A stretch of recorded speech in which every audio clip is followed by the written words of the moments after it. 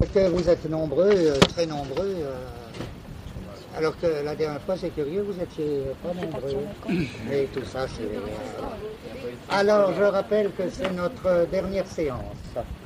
Pour ceux qui, pour des questions de travail, auraient à me voir, je m'en vais 10 jours, mais je serai là et je reviendrai ici pour voir ceux qui ont besoin à partir vers le 20 juin.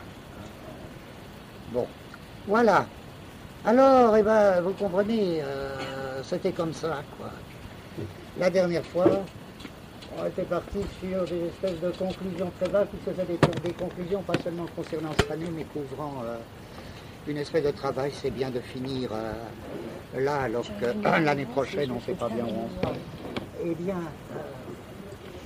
des conclusions ou des lignes de recherche concernant le travail qu'on a fait depuis plusieurs années ici. Alors j'étais parti sur des choses sur qu'est-ce que c'est, j'avais repris des choses sur ce que j'essayais de définir comme ligne de fuite, qu'est-ce que c'est que des lignes de fuite, comment on vit sur des lignes de fuite, qu'est-ce que ça veut dire au juste et surtout comment la ligne de fuite ou comment les lignes de fuite risquent de tourner et ont un danger qui leur est propre. Je disais en gros, pour ceux qui n'étaient pas là, je disais, ben oui, le problème d'une analyse, c'est peut-être pas du tout de faire une psychanalyse, mais de faire, par exemple, on peut concevoir autre chose, une géoanalyse. Et une géoanalyse, c'est précisément, ça part d'une idée très suivante, c'est que les gens, que ce soit les individus ou les groupes, ils sont composés de lignes. C'est une analyse de linéaments. Tracer les lignes de quelqu'un, à la lettre faire la carte de quelqu'un. Alors là, la question même, est-ce que ça veut dire quelque chose ou pas, évidemment, elle perd tout sens. Une ligne, ça veut rien dire. Simplement, faire la carte avec les espèces de lignes de quelqu'un, ou d'un groupe, d'un individu, à savoir qu'est-ce que c'est que toutes ces lignes qui se mélangent. En effet, moi, il me semble, on pourrait concevoir les gens comme des mains. Chacun de nous, c'est comme une main ou plusieurs mains. On a des lignes. Alors ces lignes, elles ne disent pas l'avenir parce qu'elles ne préexistent pas. Mais il y a des lignes, bon, de toutes sortes de nature. Et entre autres, il y a des lignes qu'on peut appeler de bordure, de pente ou de fuite. Et d'une certaine manière, vivre, c'est vivre sur, en tout cas aussi, c'est vivre sur ces lignes de fuite. Alors c'est ça que j'essayais d'expliquer, mais chaque type de ligne a ses dangers.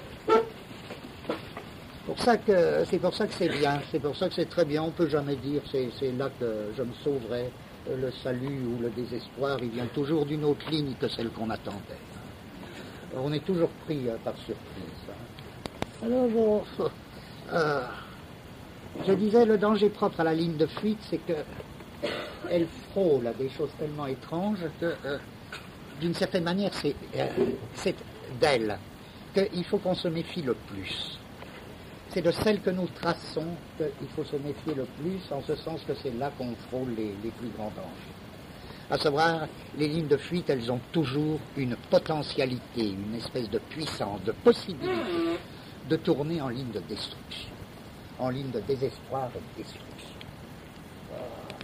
Alors que, j'essayais d'expliquer la dernière fois que pour moi, en tout cas, c'était des lignes de vie. C'était avant tout là.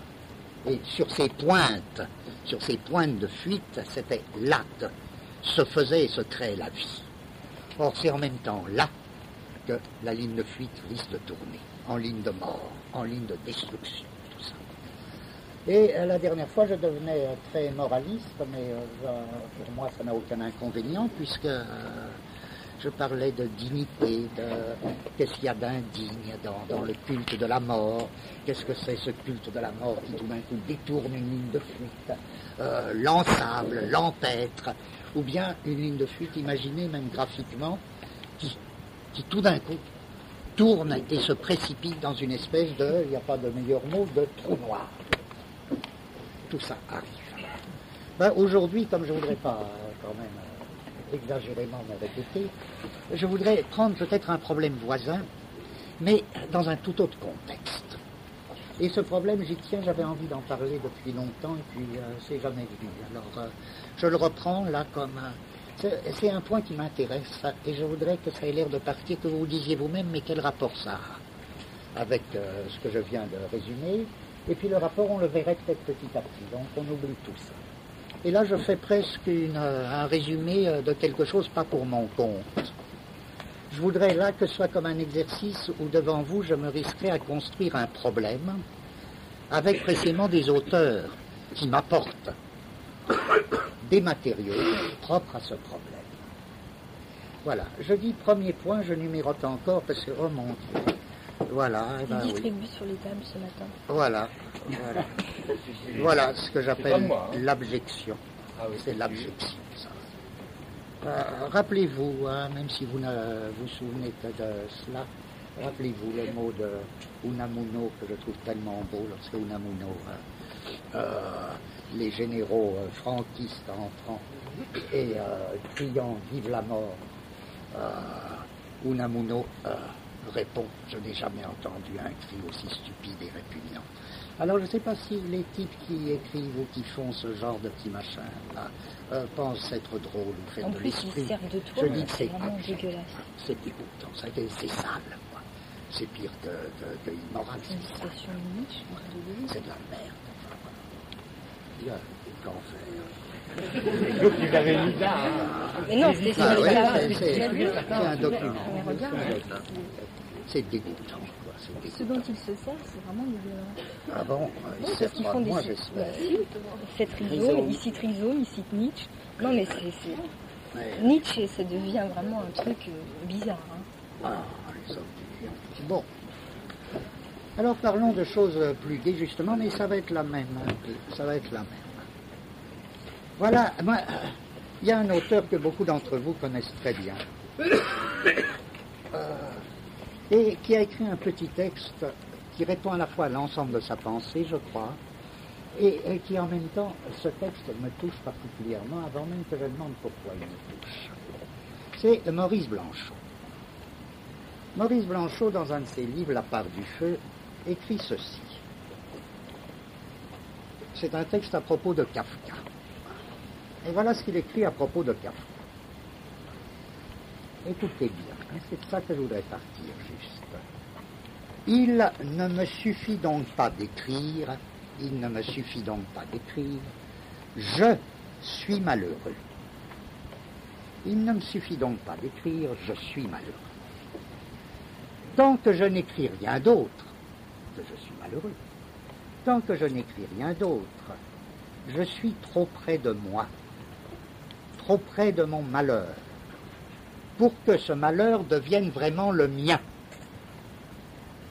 Je voudrais juste que vous laissiez aller, vous ne cherchez pas, vous retenez les tonalités de la phrase. Curieux, tant que je dis « je suis malheureux », je suis trop près de moi, trop près de mon malheur, trop près de mon malheur. On s'attend à ce qu'ils disent, pour que ce malheur ne me soit pas un peu extérieur. Il dit le contraire. Tant que je dis je suis trop près de moi, trop près de mon malheur, pour que ce malheur devienne vraiment le mien. Une belle phrase.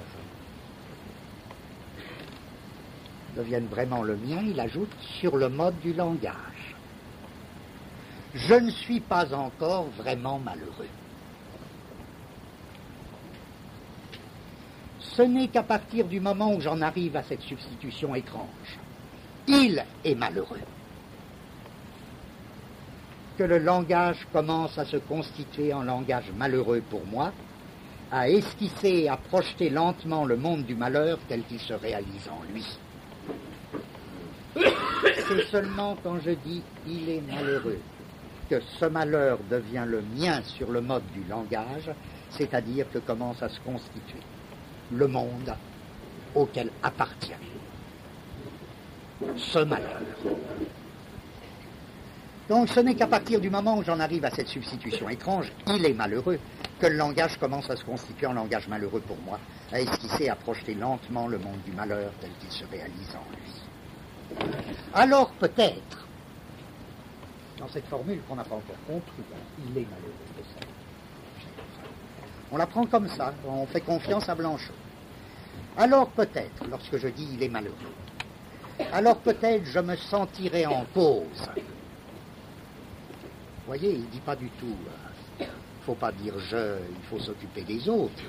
Il faut dire c'est seulement, il dit, c'est seulement lorsque je dis il est malheureux que ce malheur devient effectivement le mien sur un certain mode. Alors peut-être je me sentirai en cause et ma douleur s'éprouvera sur ce monde d'où elle est absente. Ah, c'est moins bien, je supprime. Hein. Alors je me sentirai en cause. Bien.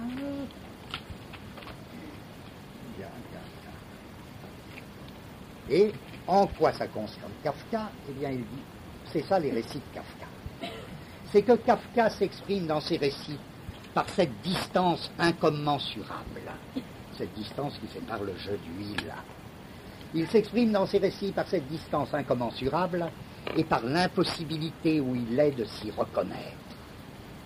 En d'autres termes, il a atteint le point où il est dessaisi, dira Blanchot dans un autre texte, la formule là est très belle, où il est dessaisi du pouvoir de dire je. Atteindre au point où je suis dessaisi du pouvoir de dire je. Bon, alors, on a fait juste un petit progrès, ce serait ça le il. Le il, c'est le point où je suis dessaisi du pouvoir de dire je. Qu'est-ce que c'est que ce dessaisissement? En quoi là, alors, vous devez déjà comprendre immédiatement en quoi ça rejoint mon thème de la dernière fois. Que ça s'enchaîne tout droit. C'est que ce il, si je le définis comme le point où je suis dessaisi du pouvoir de dire je, c'est précisément la ligne de fuite. En d'autres termes, le il, c'est l'expression, l'exprimant de la ligne de fuite. Bon, mais à quelles conditions? Comment? J'arrive au point où je suis dessaisi du pouvoir de dire je, au point, et ce point est tel que, alors on peut grouper des choses, puisqu'on est à la recherche d'une construction de problème. On peut grouper des choses. Qu'est-ce qui montre, qu'est-ce qui définit ce point? C'est pas le fait que je dis je ou pas. Je peux toujours continuer à dire aucune importance. C'est même bête les gens qui croient que les choses passent tellement par le langage explicite. Une des phrases les plus belles, je trouve, que je préfère dans Beckett, c'est un texte un personnage de Beckett qui dit « Oh, mais je le dirais s'ils y tiennent. Si ils y tiennent. S'ils y tiennent, mais je sais très bien le dire comme tout le monde. Seulement voilà, je mets rien là-dessus. Pas la question de dire je ou pas dire je. D'une certaine manière, on est tous comme Galilée, on dit tous le soleil se lève, alors qu'on sait très bien que c'est pas le soleil qui se lève, hein, et que c'est la Terre qui tourne. Bon, eh ben, faut arriver à dire je de la même manière. On sait très bien que c'est vide, je. Bon, ça n'empêche pas de dire je, parce que c'est un indicateur commode, c'est un index linguistique, bon, d'accord. Dans le génie des nations, problème aussi qui nous effleure de temps en temps et que j'arrive jamais à traiter. Comment ça se fait que les penseurs de tel, qu'il y ait une certaine, là aussi, géographie de la pensée? Savoir qu'on ne confond pas, par exemple, dans la philosophie et même ailleurs, la philosophie anglaise, la philosophie allemande, la philosophie française, et que je crois que ces catégories très grossières sont relativement fondées. C'est pas seulement par le langage, il y a vraiment des concepts qui sont signés allemands. C'est pas mal, ça peut être les plus beaux. Il y a des concepts qui sont signés français, oui. Et là, c'est pas beaucoup, c'est pas notre faute. Il y a des concepts qui sont signés anglais, c'est très curieux. Or, moi, à ma connaissance, j'ai jamais vu un anglais prendre au sérieux le moi, le problème du moi, à aucun niveau. C'est curieux, ça. Tous les grands textes des Anglais, il y en a de merveille. Ils tournent tous autour de l'idée suivante. C'est pour ça qu'il y a une espèce de frontière d'inintelligibilité, de non-communication entre, par exemple, un cartésien et un anglais. Un cartésien, c'est une petite fleur française, hein, ça se voit en France, des cartésiens. Mais alors, qu'est-ce qu'on en a Alors, bon, mais en gros, vous le savez tous, Descartes, c'est une certaine philosophie fondée sur le moi. Et sur la formule qu'on va peut-être retrouver tout à l'heure, si j'ai le temps, sur la formule magique, je pense. Je pense, donc je suis. Bon. Pourquoi qu'un anglais, les Allemands, ils ont repris le je pense, donc je suis, Pourquoi? Parce qu'ils élevaient le moi à une puissance supérieure encore. Ils en faisaient ce qu'ils appelaient eux-mêmes l'ego égéo transcendantal. Le moi transcendantal. Bon, c'était bien ça. Ça, c'est un concept alors, allemand, le moi transcendantal. Les Anglais, c'est pas mal, vous comprenez, sous les discussions explicites, il y a tellement de choses bien plus belles. Ça les fait rigoler. Ça les fait rigoler. Chaque fois que les philosophes français ou allemands parlent du moi, du sujet, les Anglais, ils trouvent ça d'un drôle, d'un bizarre. Ils trouvent vraiment que c'est des drôles de manières de penser. Ils tournent tous autour d'une très curieuse idée. Mais vous savez ce que c'est que le moi? Ils passent leur temps à dire, mais moi, oui, oh oui, ça veut dire quelque chose, c'est une habitude. À la lettre, on attend que ça continue. Je dis moi parce que certains phénomènes, parce que, en vertu d'une croyance à ce que ça continue, c'est tout ce qu'ils mettent sur. Il y a les battements d'un cœur, il y a un quelqu'un qui s'attend à ce que ça continue, et il dit moi. Hein? C'est une habitude. C'est très beau leur théorie du moi comme habitude, si on la rattache à une espèce d'expérience vécue. Pourquoi est-ce qu'ils ne vivent pas comme des moi? Ça, il faudrait alors faire l'analyse de civilisation. Hein. Pourquoi leurs penseurs, en tout cas, ne vivent-ils pas le concept de moi? Bon, vous voyez, je tourne autour de... je reviens à Blanchot. Si j'essaie de résumer sa thèse, ça me paraît une thèse très très curieuse. Et même, ce serait intéressant d'essayer de la résumer parce que peut-être qu'elle n'a pas été bien dégagée. Jusqu'à maintenant, on se dit toujours ça pour s'encourager à continuer à un travail quelconque. Peut-être qu'elle n'a pas été bien dégagée, et que si on la dégageait bien, alors on se trouverait devant un problème. À savoir que Blanchot lance une espèce de dynamite dans toutes sortes de problèmes. Mais sans le dire, ou même peut-être sans le savoir à ce moment-là. Je veux dire quoi? Si je résume la thèse de Blanchot, il me semble que ça revient à nous dire que il y a, ou du moins que l'on peut d'un certain point de vue, j'insiste sur d'un certain point de vue, à certaines conditions, dégager une espèce de tension du langage.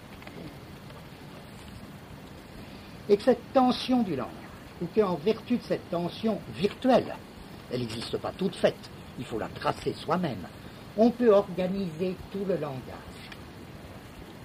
Et ce serait ça un style. On peut organiser tout le langage d'après une tension, une certaine tension bien déterminée, tension qui nous ferait passer du pronom personnel, je tue, à la troisième personne, il. Le il dépassant le je tue. Mais la tension ne s'arrête pas là. Et dans le même mouvement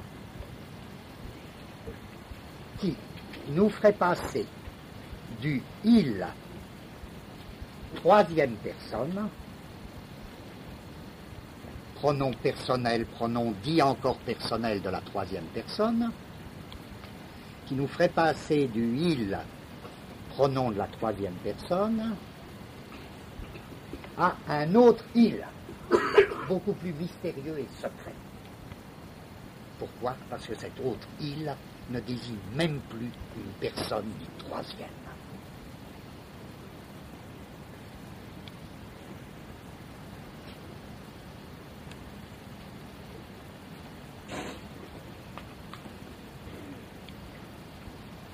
Voyez donc, la tension que l'on ferait passer dans le langage aurait comme deux grands moments.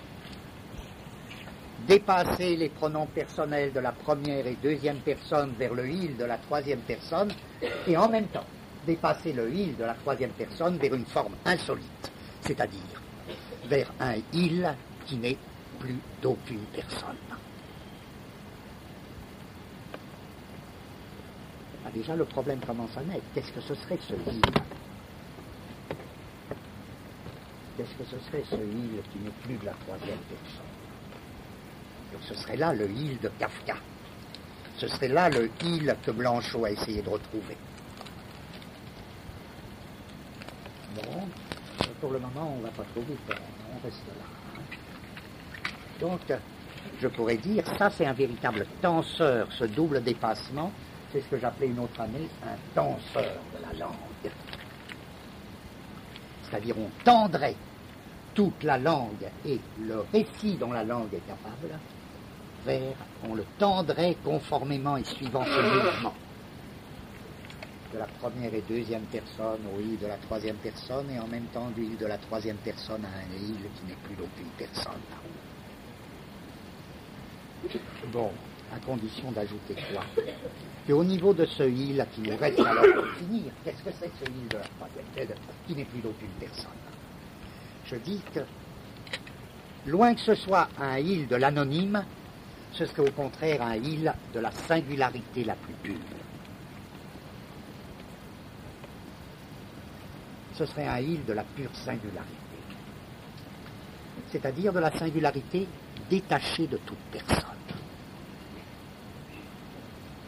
En d'autres termes, ce serait à ce niveau du il qui ne désigne plus aucune personne que serait marquée la singularité, que serait marqué le nom propre,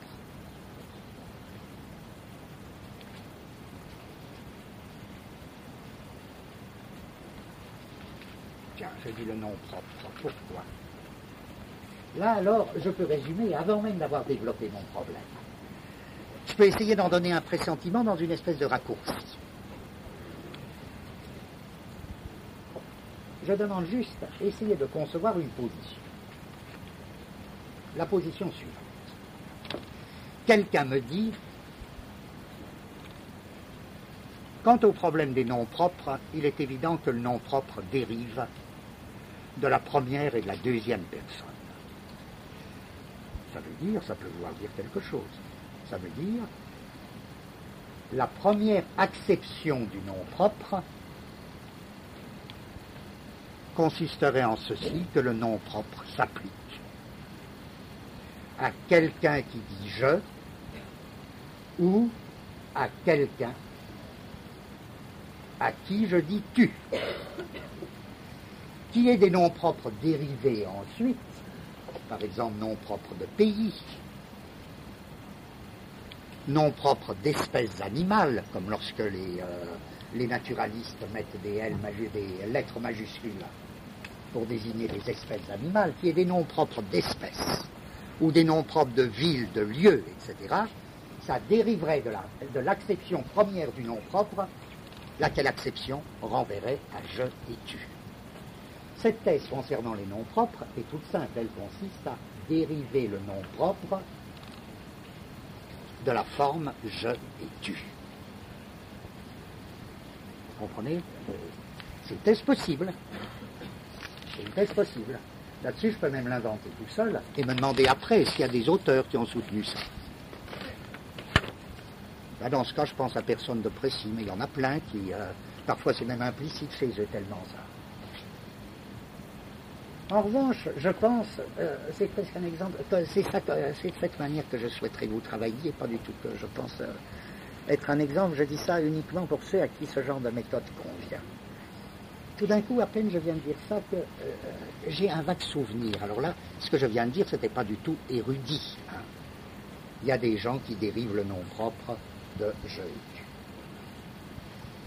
Mais quand j'ai dit ça, qui n'implique aucun savoir spécial, il y a un souvenir qui lui vient d'un savoir au hasard, comme on en a tous.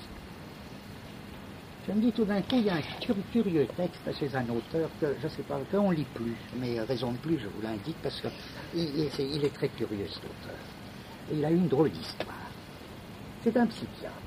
C'était le fils d'un exécrable historien de la philosophie du XIXe siècle, et lui, il est mort il n'y a pas très longtemps. Je crois qu'il est mort pendant la guerre, ou juste après la guerre. Il s'appelait Pierre Janet. Pierre Janet. Alors, à un moment, il a été très très connu, très connu. Il était contemporain à peu près, et ses œuvres, il suit un parcours très parallèle à celui de Freud. Et ni l'un ni l'autre n'a compris. C'est très curieux. On a essayé de les mettre en contact, ça n'a pas du tout marché entre Freud et Janet. Leur point de départ était commun, c'était l'hystérie. Janet a apporté une conception de l'hystérie très très importante. Et puis, il faisait toute une psychologie assez curieuse, qu'il proposait d'appeler psychologie de la conduite, avant même que les Américains aient lancé la psychologie du comportement. Et c'était une psychologie très intéressante, il me semble. En gros, la méthode était, une détermination psychologique étant donnée, chercher quel type de conduite elle représente. Et c'était très riche, parce que ça donnait des choses comme ceci.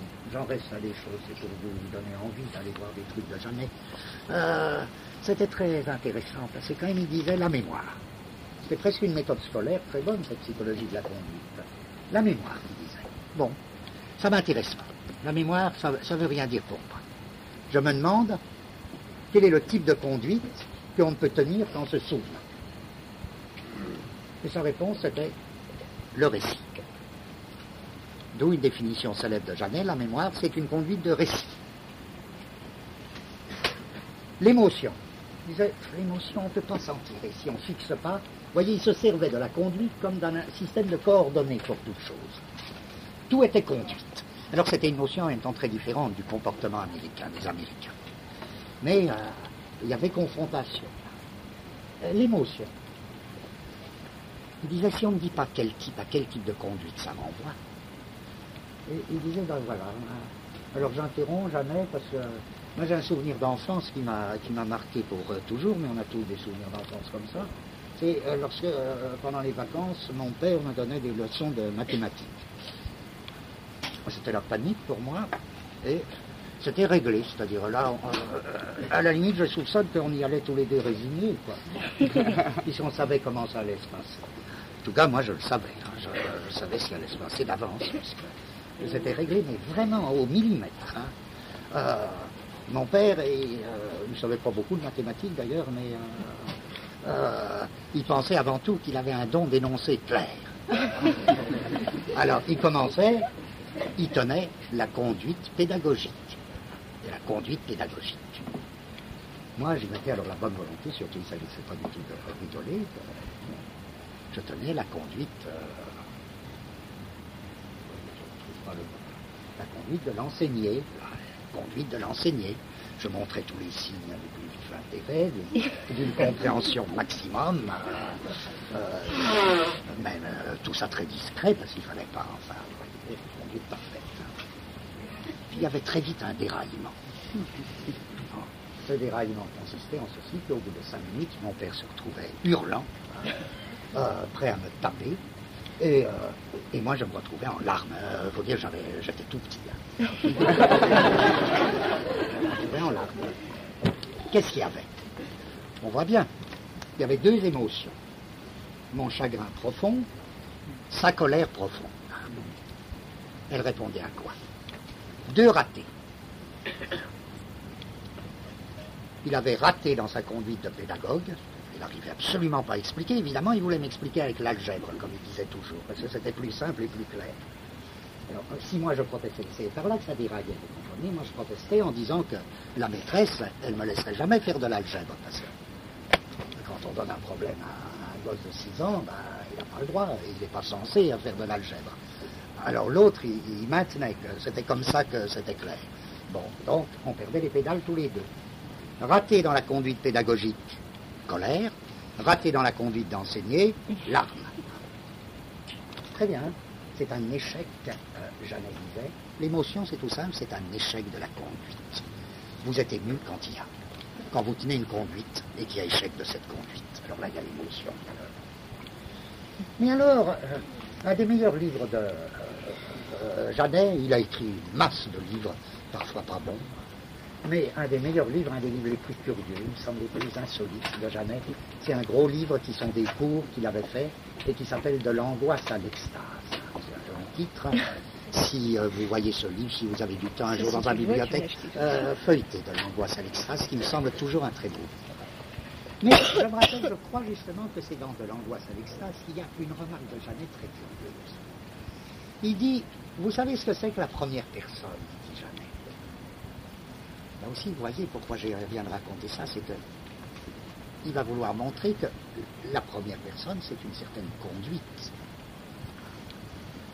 certaine conduite. Il dit, eh bien oui, voilà. Et voilà l'exemple qu'il donne. Il dit, s'il n'y avait pas de première personne, si on ne pouvait pas dire « je », qu'est-ce qu'on serait forcé de dire? Par exemple, exemple même de Janet, vous êtes un soldat et vous demandez une permission à l'officier. Janet réfléchit bien et dit, je ne suis pas sûr qu'il ait raison, d'ailleurs, il faudrait de longues réflexions. Enfin, c'est bien ce qu'il dit, alors on fait comme s'il avait raison. Il dit, s'il n'y avait pas la première personne, le soldat serait forcé de dire, le soldat Durand demande une permission pour le soldat Durand. C'est-à-dire, il serait forcé de redoubler le nom propre. C'est très très malin, je ne sais pas si vous sentez, moi je trouve ça très fin, c'est une belle idée. On se dit, même si on ne comprend pas bien ce qu'il veut dire, c'est une bonne idée. On se dit, il y a quelque chose là-dedans. Si je demande une permission pour mon ami, je dis, le soldat Durand demande une permission pour le soldat Dupont. L'officier répond, en quoi que ça te regarde. Si je demande une permission pour moi et que je n'ai pas le signe « je »,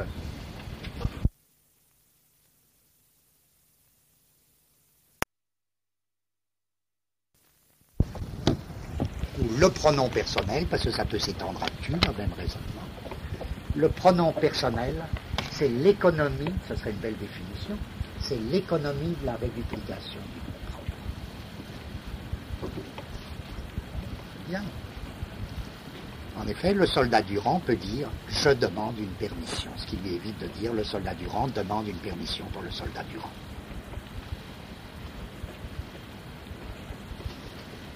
Pourquoi je vous raconte ça?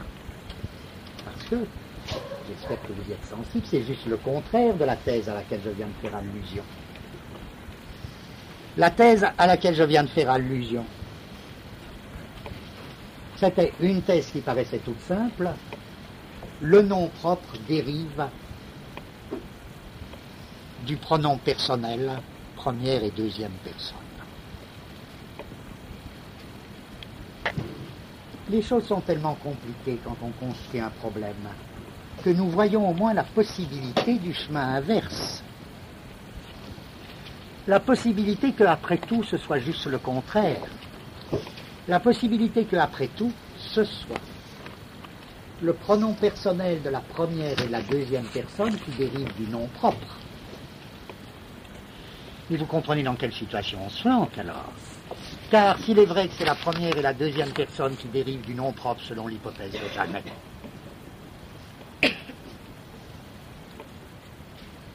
qu'est-ce que désigne le nom propre? À quoi renvoie le nom propre?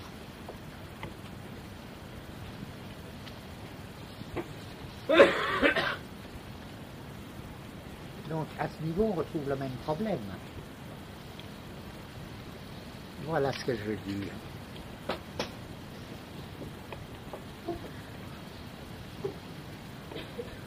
Je prends encore, avant de faire mon regroupement, qui va nous donner le problème autour duquel nous tournons, avant de faire notre regroupement, j'expose un autre cas qui est relativement important en linguistique. Voilà que j'essaie de définir, là pour mon compte, ce qu'on pourrait appeler un personnalisme ou une personnologie en linguistique. Une fois dit qu'à mon avis, il y a un grand linguiste moderne, actuel, qui a fait en linguistique une véritable personnologie. C'est Benveniste. C'est Benveniste. Et en effet, Benveniste attache une importance particulière au pronom personnel dans le langage et même affirme que c'est commun à toute langue. Attache une importance particulière au pronom personnel de la première et de la seconde personne.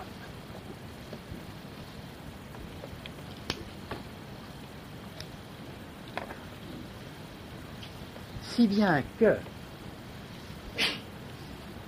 Benveniste, je ne crois pas forcer sa pensée, à certaines conditions que je préciserai plus tard, propose un chemin de dérivation qui serait le suivant.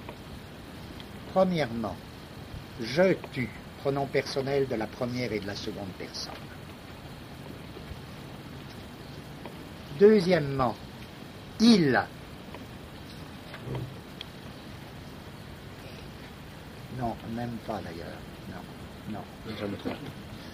Vous barrez. Propose. Premièrement, extraction, extraire du je et du tu, pronom personnel de la première et de la seconde personne, une forme irréductible, une forme linguistique irréductible à tout autre. Deuxièmement, de cette forme irréductible découlerait je et tu, pronom personnel de la première et de la deuxième personne, employés couramment, tels qu'ils sont employés couramment. Troisièmement, en dériverait la forme de la troisième personne, le il. Pourquoi je propose ce schéma trop abstrait? Je le propose pour vous indiquer qu'on se trouve devant deux schémas. Je suppose celui de Blanchot, celui de Benveniste, qui s'opposent point par point.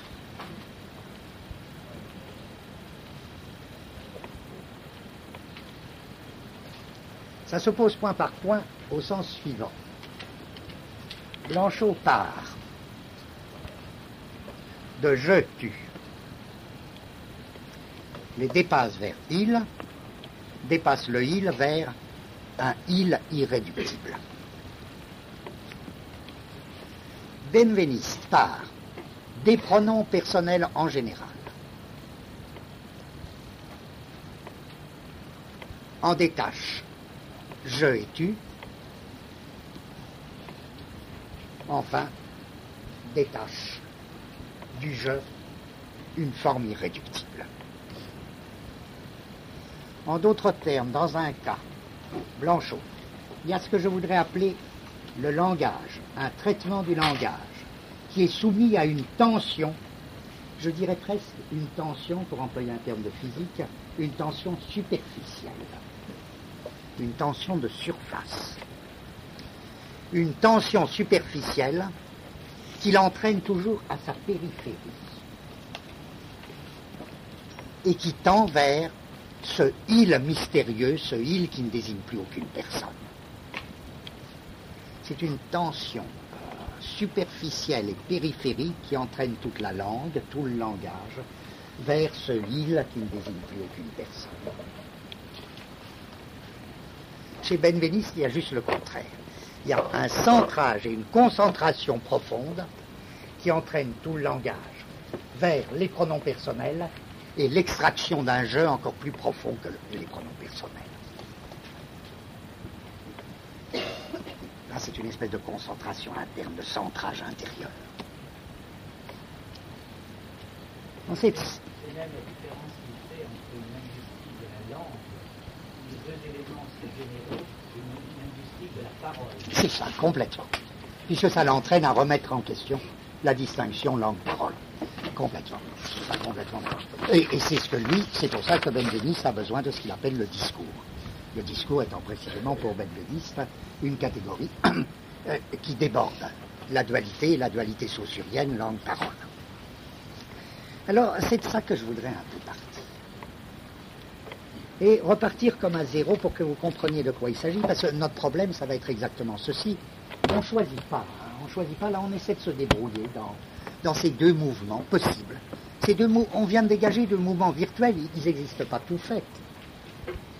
Ce serait vraiment là comme deux usages de la langue. Un usage qui se concentre, qui tend vers cet approfondissement du pronom personnel. Et ce langage, au contraire, toujours extérieur à lui-même, qui déborde les pronoms personnels vers un impersonnel, vers un il qui n'est plus d'aucune personne. Bon. Alors, il n'y a pas à dire l'un a raison, l'autre a tort, qu'est-ce que ça peut faire? Il y a à voir qu'est-ce qu'ils veulent dire d'abord, il y a à essayer de trouver ce qui nous convient, nous. Mais s'il nous convient en quel sens quelque chose a à nous convenir, nous. Ça dépend aussi beaucoup de ce que chacun de nous entend par je lorsqu'il dit je, moi je. Eh bien, je fais semblant de reprendre à zéro. Et je dis, bon, qu'est-ce que ça veut dire je, linguistiquement? Qu'est-ce que c'est ça, je? Là, vous savez que là, les linguistes, en général, ont toujours dit, ont souvent, et l'ont très bien montré, que c'est quand même un signe linguistique très, très bizarre, très particulier. Que bien plus, il y a un certain nombre de signes linguistiques qui sont dans ce cas. Il y en a peut-être un qui est plus profond que les autres. Il cite dans ce cas comme étant très particulier le pronom personnel de la première et de la deuxième personne, je et tu. Il cite aussi le nom propre. Il cite aussi des coordonnées du type ici, maintenant. Peut-être aussi ceci, cela. Et enfin, il cite les noms propres. Ça fait une catégorie qui paraît très composite. Hein. Pronoms personnels de la première et seconde personne, les noms propres, des adverbes du type ici, maintenant, ceci, cela, des pronoms démonstratifs. Bien. Qu'est-ce qu'il y a de commun entre toutes ces notions? Tout ce qui revient au même, essayons d'analyser le signe je. Vous savez que pour l'ensemble de ces notions, les linguistes ont inventé une catégorie intéressante d'après un mot anglais, shifter, que Jacobson proposait de traduire par embrayeur en français. Ils disent ce sont des signes linguistiques très particuliers parce que ce sont des embrayeurs. Qu'est-ce que c'est un embrayeur?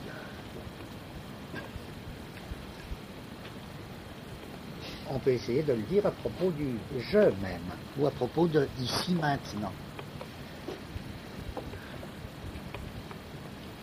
Eh bien, lorsque je dis je, généralement un signe linguistique, qu'est-ce qu'il a? Il a un double rapport, il a un rapport avec quelque chose qu'il désigne, un état de choses qu'il désigne, c'est ce qu'on appelle le rapport de désignation, et puis il a un rapport avec un signifié. C'est le rapport dit de signification.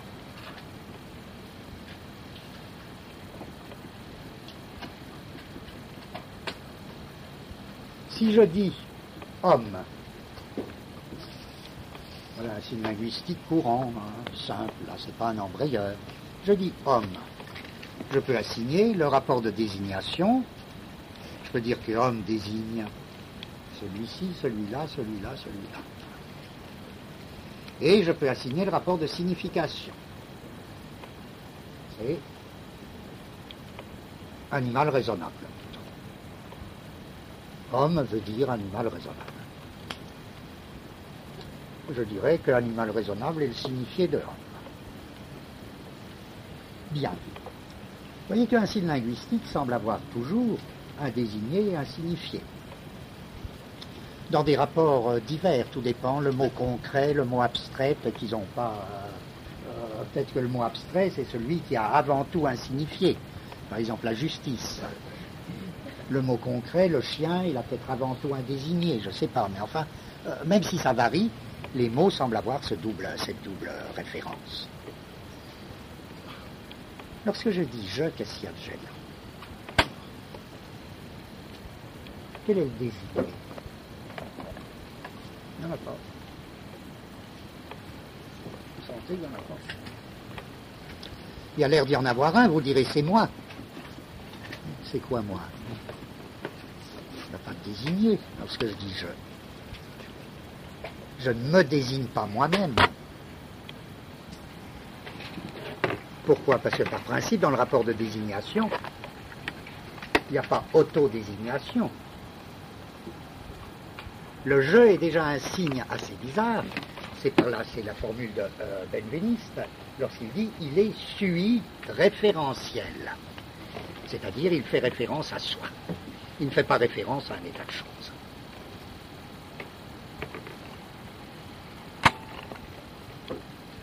Autre terme, alors que les autres signes semblent bien avoir un désigné qui se définit par son existence indépendante du signe,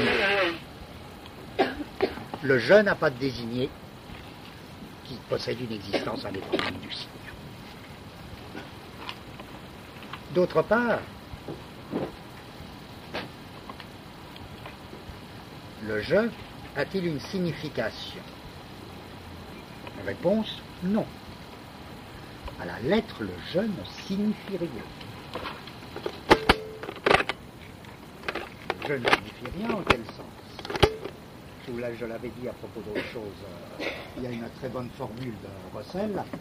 Lorsque Russell dit, lorsque je dis chien, le mot chien, c'est un signe linguistique courant, le mot chien, il a pour signification quelque chose que je peux désigner secondairement sous le nom de la canéité. Puisque le je, qu'est-ce qu'il y a de commun entre tous ceux qui disent je? On pourrait dire aussi bien, le je, bizarrement, n'est pas du tout un concept collectif. C'est un concept uniquement distributif. Remarquez que c'est la même chose pour ici et maintenant. Et ça se complique. Qu'est-ce que c'est alors ce type de concepts qui sont exclusivement distributifs? En d'autres termes, le je renvoie à celui qui le dit.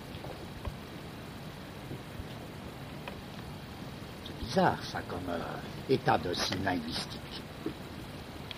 Un signe qui ne désigne que celui qu'il prononce et qui n'a aucune signification collective, qui n'a de signification que distributive, en tant qu'il est effectué par celui qui parle, par celui qui dit.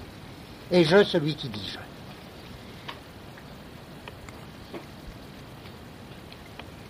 On peut faire la même dérive pour... Et ici, ce qu'un je désigne comme ici. Ici, c'est un concept purement distributif. Si je dis moi ici, le voisin il dit ici aussi. Or entre les deux ici, il n'y a strictement rien de commun. Bon, c'est bizarre alors. Voilà des concepts, je peux dire aussi bien, ce sont des concepts, mais là la différence serait très importante, ce sont des concepts qui ont peut-être une signification, mais cette signification est fondamentalement implicite. C'est une signification enveloppée. C'est-à-dire, la signification est donnée dans le signifiant lui-même. C'est très rare, ça. C'est là que je veux faire allusion à Descartes pour lui rendre un hommage, parce que c'est un des plus beaux textes que je connaisse de Descartes. C'est dans les réponses, vous savez que Descartes a écrit un livre célèbre qui s'appelle Les Méditations, que là-dessus, des gens de l'époque ont fait des objections, et que aux Méditations, livre connu sous le nom Objections, et Descartes a répondu aux objections, et ça a donné objections et réponses aux objections. Or, dans les réponses aux objections, il y a toutes sortes d'objections qui portent sur le « je pense » de Descartes. Lorsque Descartes disait « je pense donc je suis » cette belle formule. Et il y a beaucoup de gens qui lui disent « oh non, je pense donc je suis », mais qu'est-ce que ça veut dire tout ça? Et Descartes, dans un élan, je crois qu'il n'y a qu'un texte où Descartes parle vraiment comme un logicien ou un linguiste pourrait parler aujourd'hui. Il a un pressentiment de quelque chose parce qu'il y a un type qui lui fait des objections et qui invoque le langage, justement. Il y avait déjà des linguistes au XVIIe siècle. Et là, Descartes, à un moment, répond en prenant le problème du langage. Et il dit, vous savez, lorsque je dis « je pense donc je suis », il ne faut pas vous étonner, mais si bizarre que ce soit, je donne une définition de l'homme. Ça m'intéresse bien, ça paraît très mystérieux. Descartes lance la formule « je pense donc je suis » et il dit à un objecteur « vous ne comprenez pas, vous ne voyez pas que ce n'est pas une formule comme ça. C'est une véritable définition de l'homme. »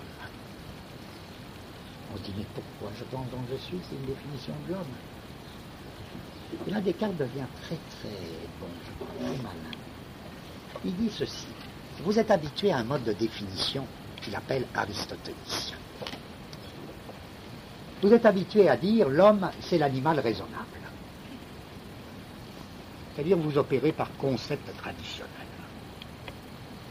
Vous définissez une chose par genre et différence spécifique. Le genre de l'homme, c'est animal, différence spécifique, c'est raisonnable. Or, il dit un tel procédé de définition, on pourrait dire que c'est un procédé qui va par signification explicite. Signification explicite, pourquoi? Parce que lorsque je dis l'homme est un animal raisonnable, voilà, j'enseigne. J'ai une classe, et je leur dis, vous savez, l'homme est animal raisonnable, répété. Ils disent d'accord, mais alors l'homme veut dire animal raisonnable.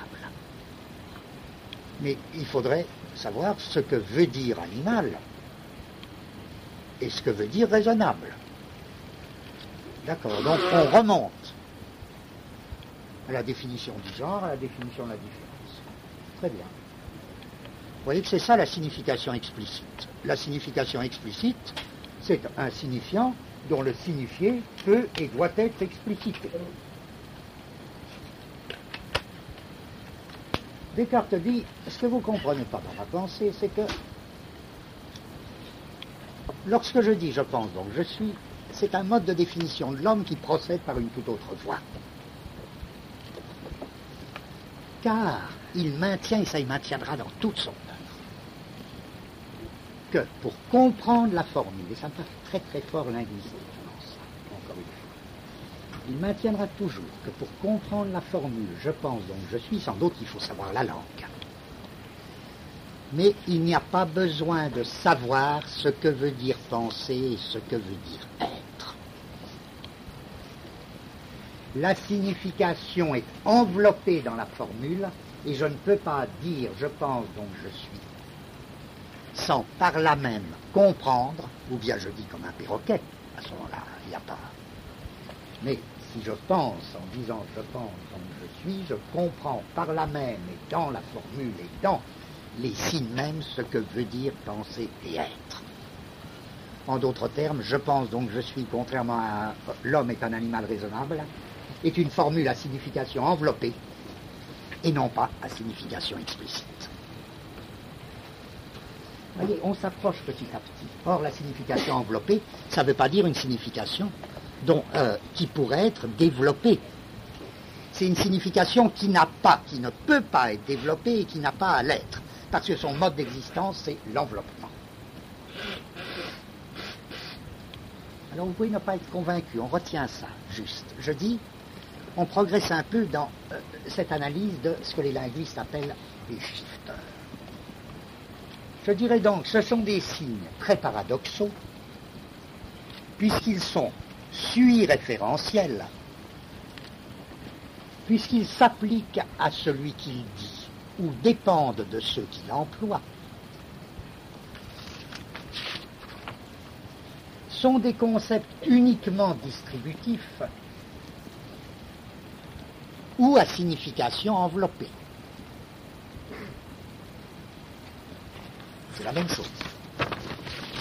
Comme disait Russell, si je reviens à la phrase de Russell, le mot chien renvoie bien à un concept commun à tous les êtres que le mot désigne. En d'autres termes, ce concept, c'est la canéité. Le je ne renvoie pas à un tel concept commun. Ou bien, comme il dit, le nom propre ne renvoie pas à un concept commun.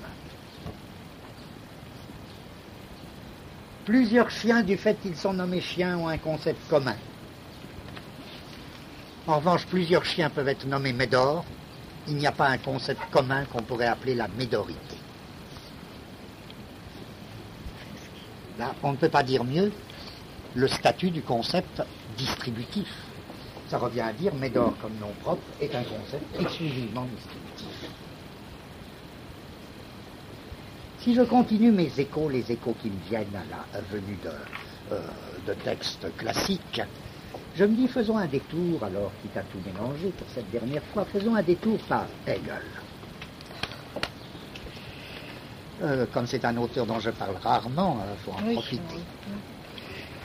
Je ne m'aventure pas d'ailleurs, parce que je m'en tiens au tout début de la phénoménologie de l'esprit.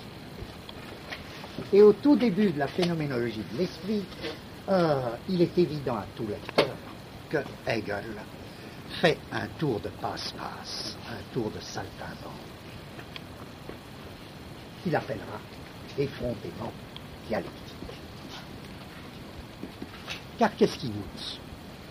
Pour montrer que les choses sont prises dans un mouvement ininterrompu qui est le propre de la dialectique, pour montrer que les choses sont soumises à une espèce de mouvement de l'autodépassement, qu'est-ce qu'il va faire? A-t-on jamais été plus sourd? Il nous dit ceci. Il nous dit, partons de ce qui est le plus sûr. Imaginez, on fait un dialogue des morts. Pensons que Hegel explique ça justement à des philosophes anglais. Vous allez deviner vous-même quand est-ce que les Anglais vont commencer à rire. Hegel dit, avec sa gravité, je retire tout ce que je viens de dire sur Hegel, et c'est évident que c'est un immense génie.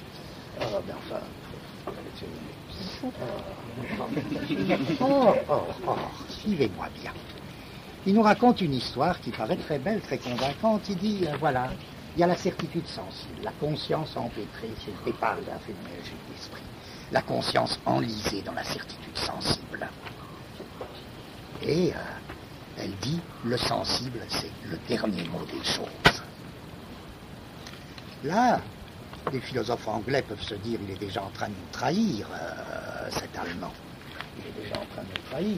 Mais à la limite, il dirait, oui, peut-être que nous, on peut dire ça, on a dit ça, oui, la certitude sensible, elle est première et dernière. C'est en effet un thème qui parcourt ce qu'on appelle l'empirisme. Et comme chacun sait, l'empirisme est anglais.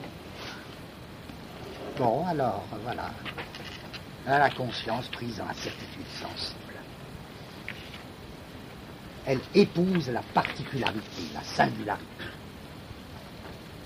Et Hegel, splendide, analyse la singularité et va montrer que c'est une position intenable parce que on ne peut pas faire un pas sans précisément dépasser ce stade de la certitude sensible. Et pour le montrer, il dit voilà, la conscience sensible est comme déchirée, ça va être ce déchirement qui va être le premier stade de la dialectique de la phénoménologie de l'esprit. Elle est comme déchirée car elle croit saisir le plus particulier et en même temps elle ne saisit que l'universel abstrait. Pourquoi elle croit saisir le plus particulier? Elle croit viser le plus particulier dans le sensible et elle l'exprime en disant ceci, ici et maintenant. Mais comme dit Hegel, qui à ce moment-là devient presque rigueur, alors qu'il n'en a pas l'habitude, ici et maintenant c'est l'universel vide, puisque c'est de tout moment de l'espace, de tout lieu de l'espace que je dis ici, et c'est de tout moment du temps que je peux dire maintenant. Au moment même où je crois saisir le plus singulier, je ne saisis que la généralité vide et abstraite. Si bien que, vous voyez, la conscience sensible prise dans cette contradiction est expulsée du sensible et doit passer à un autre stade de la dialectique. Mais avant qu'elle soit passée à cet autre stade de la dialectique, justement, les Anglais que j'invoquais se marrent. Pourquoi ils se marrent? Parce que Hegel, enfin, semble avoir perdu la tête, mais il faut bien que la dialectique marche. Il flanque un coup de pouce formidable, puisqu'il fait comme si les concepts de ceci, cela, ici, maintenant, étaient des concepts communs. C'est-à-dire des concepts communs renvoyant à des états de choses et ayant une signification explicite. Il traite le concept d'ici maintenant exactement comme le concept de chien. Si bien qu'un défenseur de la certitude sensible n'aurait pas de peine à dire, mais si on n'avait pas d'autre raison de lire la phénoménologie, de dire, oh ben, je peux faire des livres, on s'arrête là, puisque il n'y a aucune raison d'aller plus loin, comme dit Hegel. Hegel pense que la certitude sensible se dépasse elle-même parce que simplement il a fait un tour de passe-passe, à savoir, au lieu de s'apercevoir que, ici, maintenant, le nom propre, etc., était à la lettre des embrayeurs, il est traduit comme des concepts communs. À ce moment-là, en effet, il y a contradiction. Il y a contradiction entre la visée de ici et maintenant, qui prétend au plus singulier, et la forme de ici maintenant traduite dans le plus pur universel. Vous voyez que c'est pas ça en fait. Si l'on fait une catégorie spéciale de concepts distributifs, en disant c'est pas du tout que ici maintenant, ou que les noms propres, ou que je ne soient pas des concepts, c'est des concepts très spéciaux. C'est des concepts distributifs.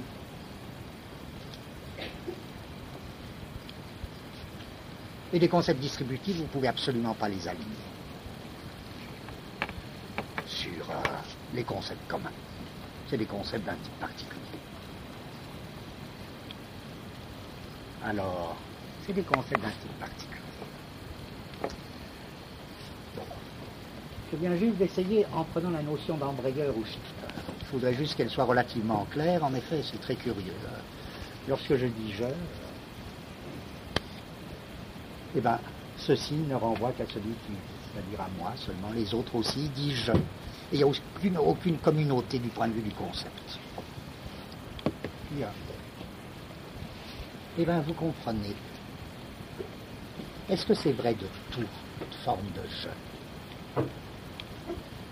Vous allez voir pourquoi je dis ça. On touche presque au bout de ce qui est le plus difficile dans ce que j'avais à dire. Est-ce que c'est vrai? Est-ce que c'est vrai pour toute forme de je? Est-ce qu'il ne faut pas encore nuancer? Aussi, il faut sûrement encore nuancer. Parce que c'est vrai, pourtant c'est vrai à un certain stade. Si je dis je me promène, c'est pas un je. Mais en même temps, est-ce qu'il n'y a pas une grande différence entre je dans certains usages et je dans d'autres usages, ou je dans certaines formules et je dans d'autres formules?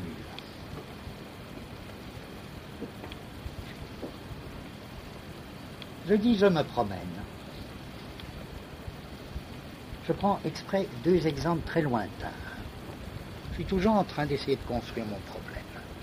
Je prends deux exemples extrêmes, mais on verra que peut-être toutes sortes d'intermédiaires font problème. Je dis je me promène. J'entends bien que c'est une formule.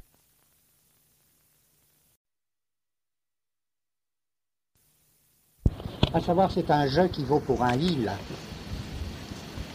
C'est un je aligné sur le il. Pourquoi? Ben, je peux très bien, par exemple, dire je me promène et ne pas me promener. Ah, je viens de dire, tiens, je peux dire je me promène, la preuve, là, je bouge pas, je me promène pas, je dis je me promène. Je peux donc dire je me promène sans me promener. Ça revient à dire que dans ce cas, le je a un rapport de désignation avec un état de choses qui lui est extérieur, qui peut donc être effectué ou pas effectué. Je dirais à ce moment-là, c'est un emploi du mot je, d'accord. Le mot je est un mot spécial, un signe spécial, mais il peut avoir un emploi commun. Lorsque je dis je me promène, je ne me sers pas de je au sens propre de je. Je m'en sers en un sens commun, c'est-à-dire il vaut pour un il virtuel. Je dis je me promène exactement comme un tiers dirait de moi il se promène ou il ne se promène pas. Il y a alignement de je sur il. Peut-être est-ce que vous comprenez à ce moment-là déjà l'idée benveniste qui consiste à dire il ne suffit pas simplement de dégager la spécificité formelle de je et de tu par rapport à il faut encore faire quelque chose de plus, c'est-à-dire dégager la forme d'un je spécial. Il faut dégager dans le je un je encore plus spécial, encore plus profond, qui lui va être au centre de la langue-parole, c'est-à-dire au centre du discours. Qu'est-ce que ce serait? J'ai qu'à prendre le cas juste opposé à la formule je me promène. Je viens de voir que lorsque je dis je me promène, j'emploie bien le mot je, mais j'en fais un usage courant, commun. C'est-à-dire je l'emploie comme un il, ou comme un concept commun. Cherchons un cas qui ne soit pas comme ça. Ce que je viens de dire pour je me promène, vous rappelez, c'est bien là un emploi commun, puisque je peux très bien dire je me promène sans me promener. Donc je me promène est une formule qui renvoie à un état de choses extérieur qui peut être effectué ou ne pas l'être. Tandis que je saute à l'autre extrême. Je dis, je promets. Je dis, je promets. C'est curieux, ça. C'est complètement différent du point de vue d'une bonne analyse linguistique. Et non seulement Benveniste l'a fait, cette bonne analyse, mais tous les linguistes anglais s'en donnent à cœur joie. C'est quand je dis je promets. D'accord? Je promets. D'accord? Ça peut être une fausse promesse. Mais une fausse promesse, c'est pas une promesse fausse. Je veux dire, fausse promesse, c'est pas une promesse fausse. Ça veut dire quoi? Ça veut dire que lorsque je promets, lorsque je dis je promets, eh bien, il se trouve que je le veuille ou non, que j'ai l'intention de la tenir ou de ne pas la tenir, je fais quelque chose en le disant. À savoir, je promets effectivement. C'est enveloppé dans la formule. Je dirais, une telle formule ne désigne rien qui lui soit extérieur, ou je dirais aussi bien, sa signification est enveloppée. Et la différence, là je voudrais que vous m'accordiez cette différence fondamentale entre les deux formules, le je de je me promène et le je de je promets. En disant je promets, je promets. En disant je me promène, je ne me promène pas pour ça. Or, si l'on se demande pourquoi ces deux cas différents, l'analyse linguistique vous rend compte parfaitement. C'est que dans un cas, comme dit un Anglais, un linguiste anglais, je fais quelque chose en le disant. C'est quelque chose. Il y a des choses que je fais en le disant. En disant je promets, je promets. En disant je ferme la fenêtre, je ferme pas la fenêtre.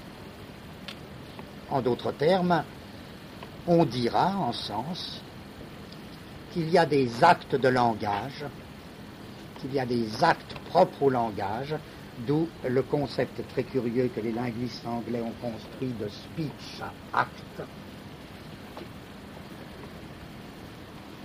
l'acte de langage. Il y a des actes de langage qui doivent être distingués des actions extérieures au langage. Je ferme la fenêtre renvoie une action extérieure au langage. Je promets ne renvoie pas à une action extérieure au langage. Lorsque je dis je déclare la séance ouverte, la séance est ouverte. Pas sûr d'ailleurs. Supposons. À première vue, ça peut se dire. Lorsque je dis je déclare la séance ouverte, la séance est ouverte. En d'autres termes, je fais quelque chose en le disant. J'ouvre la séance. Et il n'y a pas d'autre moyen d'ouvrir la séance que de dire la séance est ouverte. C'est un speech act. Vous voyez? Bon. Alors, bien, j'ai mes deux cas extrêmes. Je me promène et je promets. Ou bien si je dis je te salue. Vous me direz, il y a des équivalents, oui en effet. Au lieu de déclarer la séance ouverte, je peux donner 3 petits coups de marteau. Mais 3 petits coups de marteau, c'est un speech act. On appellera speech act toute formule dont le propre est que quelque chose est fait lorsqu'on l'a dit. Alors, je promets n'est pas du même type que je me promets. Alors, bon, je dis, est-ce que c'est si clair que ces deux cas extrêmes? Je prends des exemples. Je dis, je suppose. Ça renvoie à quoi? À quel cas? Je dis, je pense. Ça renvoie à quel cas? On sent que ça va être parfois compliqué. Je dis, je raisonne. Ça renvoie à quel cas? Là, ça devient assez intéressant, parce que si on mélange tout, je vois que incontestablement Descartes, et sans doute il avait raison, c'est pas qu'il s'oppose comme ça par vous, Descartes c'est quelqu'un qui pense que la formule « je pense » est du second type. Je ne peux pas la dire sans faire quelque chose en le disant, c'est-à-dire sans penser. Pourquoi? Parce que, là c'est son affaire, parmi les présupposés implicites, il y a l'idée que l'homme pense toujours. Donc d'une certaine manière, je ne peux pas ne pas penser. Benveniste, il niera que je pense soit une formule du second type. Il la fera passer du côté du premier type. Bon, c'est vous dire que c'est compliqué, que chaque fois il faudrait des analyses de formules. Mais j'ai au moins rempli, juste, et c'est à ça que je voulais en venir, j'ai au moins rempli une partie de ma construction de problème. À savoir, qu'est-ce que Benveniste veut dire lorsqu'il centre l'ensemble du langage sur non seulement le pronom personnel première et deuxième personne, mais sur quelque chose de plus profond encore contenu dans le pronom personnel, de la première et de la seconde personne. Vous voyez, la réponse est que c'est tout un centrage du langage qui, comme disait très bien Comtesse tout à l'heure, va permettre de mettre en question la dualité langue-parole au profit de ce que Benveniste appelle le discours. Et qui consiste à dire que il ou bien l'ensemble des formules dites communes n'existe que par n'existe linguistiquement que dans la mesure où on doit les rabattre et les rapporter à cette espèce de matrice du discours, à savoir ce je plus profond que tout je. Ce je plus profond que tout je, c'est-à-dire ce je du type je promets.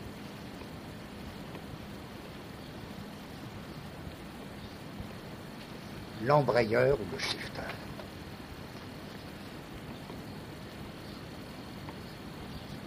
Vous voyez que donc il y a non seulement dépassement, je reprends mon point de départ, dans ce cas il y a non seulement linguistiquement dépassement de il vers je et tu, mais dépassement de je et tu vers un je encore plus profond.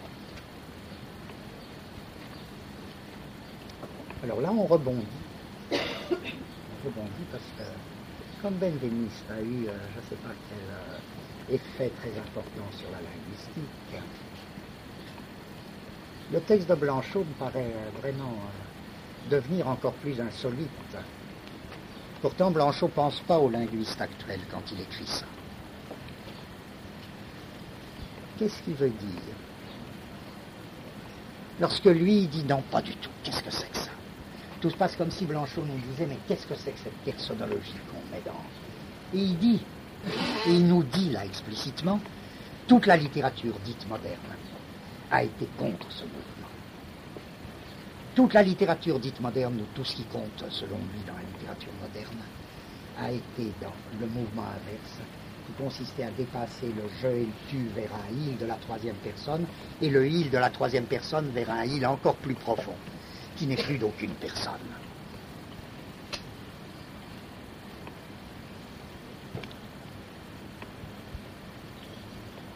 Alors c'est là qu'il me semble Blanchot a quelque chose à nous apprendre, même non seulement littérairement, mais linguistiquement, car à ma connaissance c'est le seul qui soutienne ce type de proposition au niveau de la linguistique.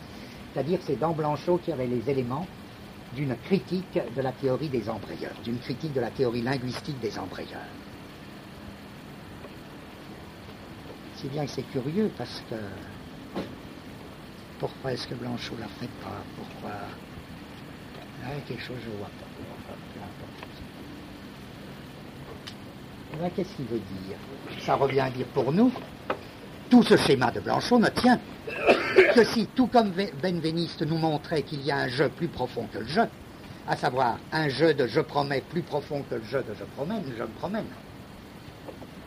Il faudrait que Blanchot fasse la tentative très différente, mais comme inverse.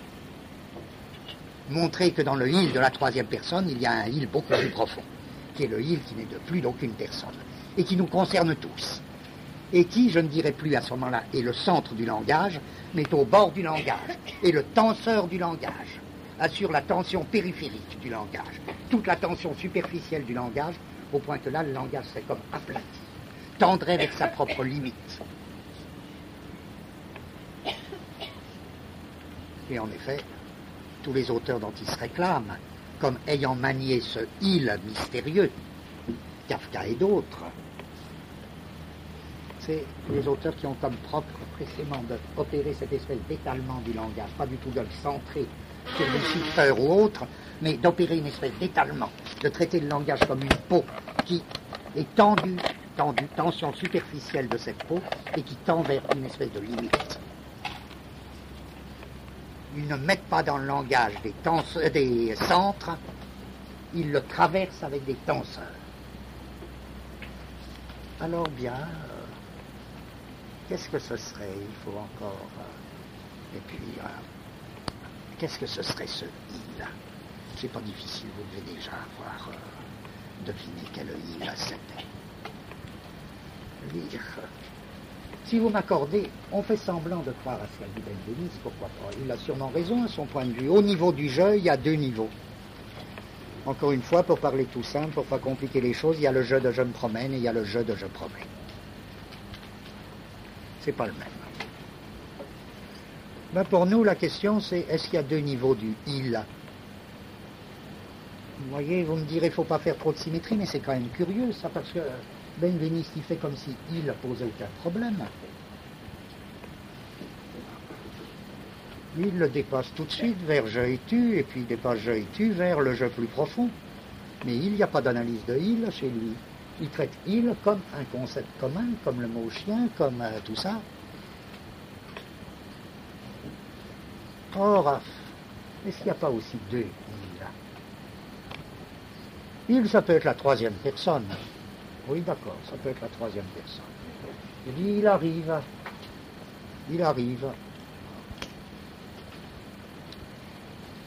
Mais ça peut être quoi d'autre?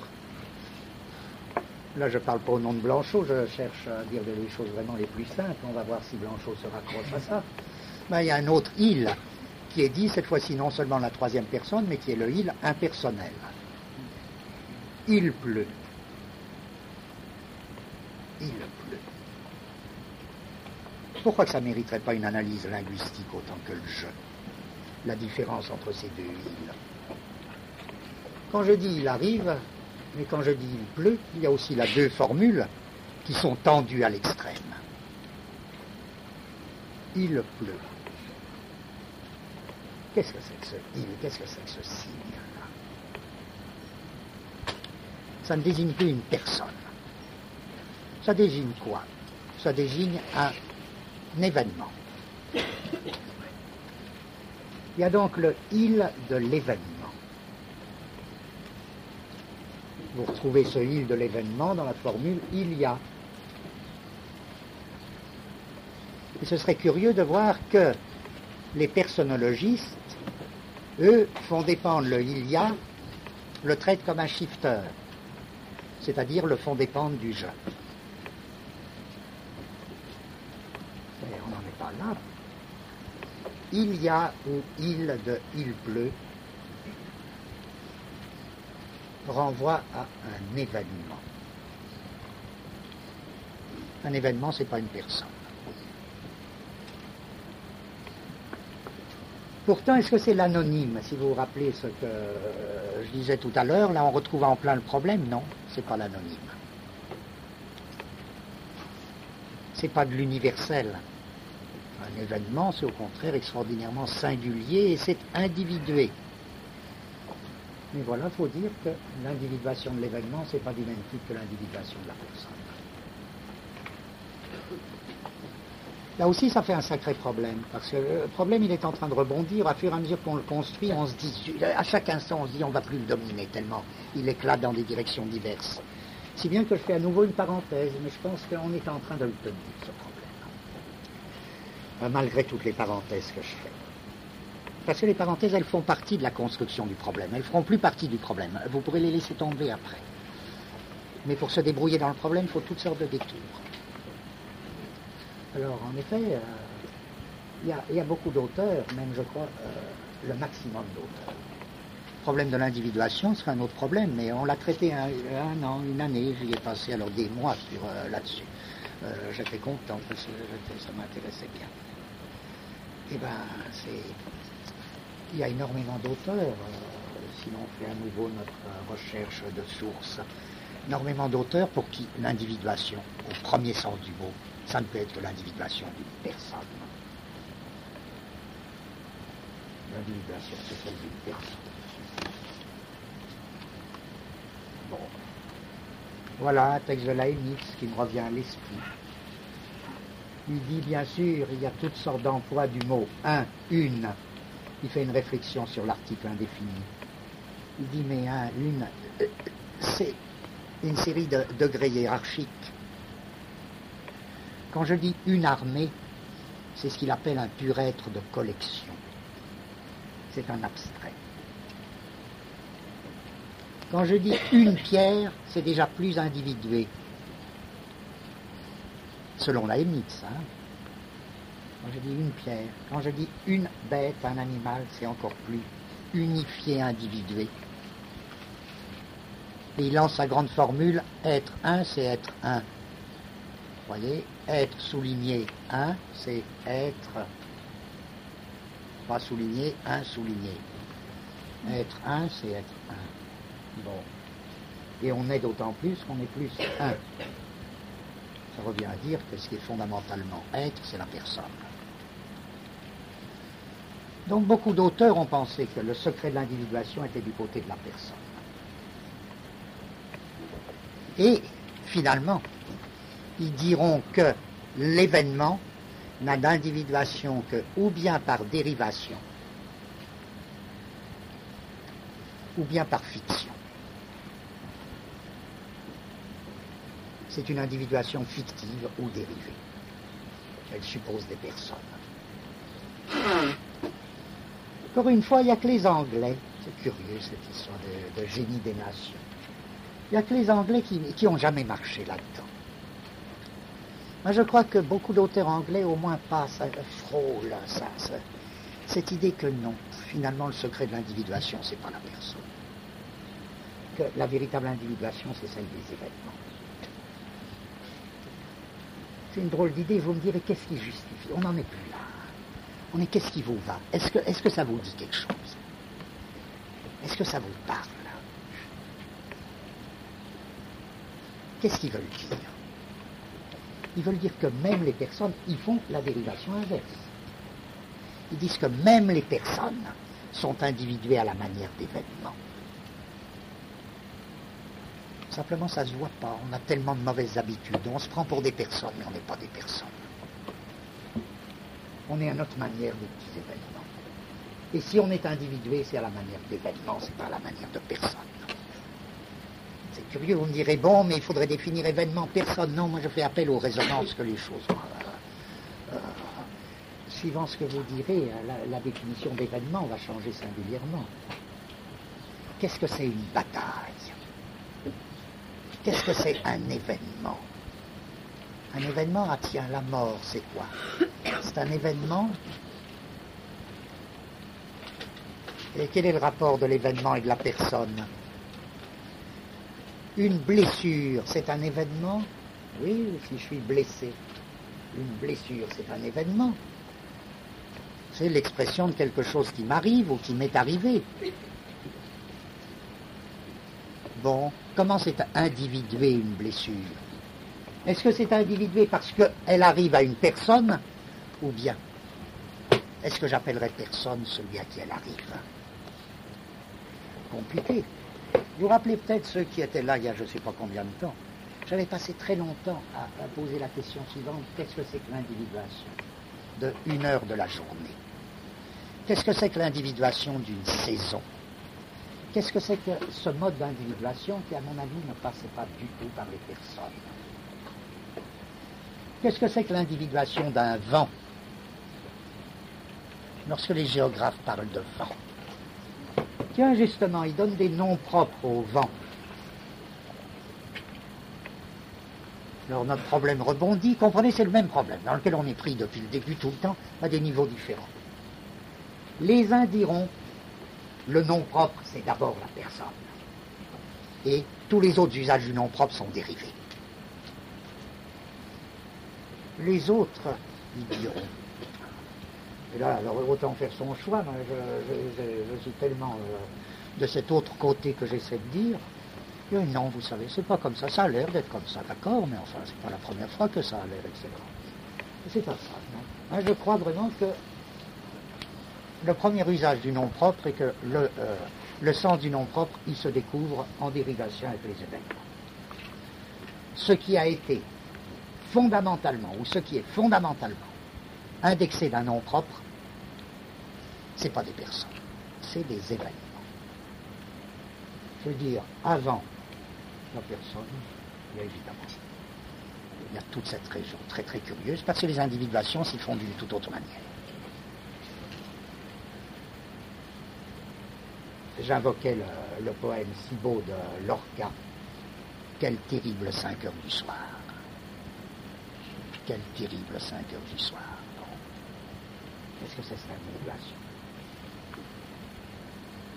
Dans les romans anglais, je vous demande juste de repérer ça, dans les romans anglais. Je ne dis pas toujours, chez beaucoup de grands romanciers anglais,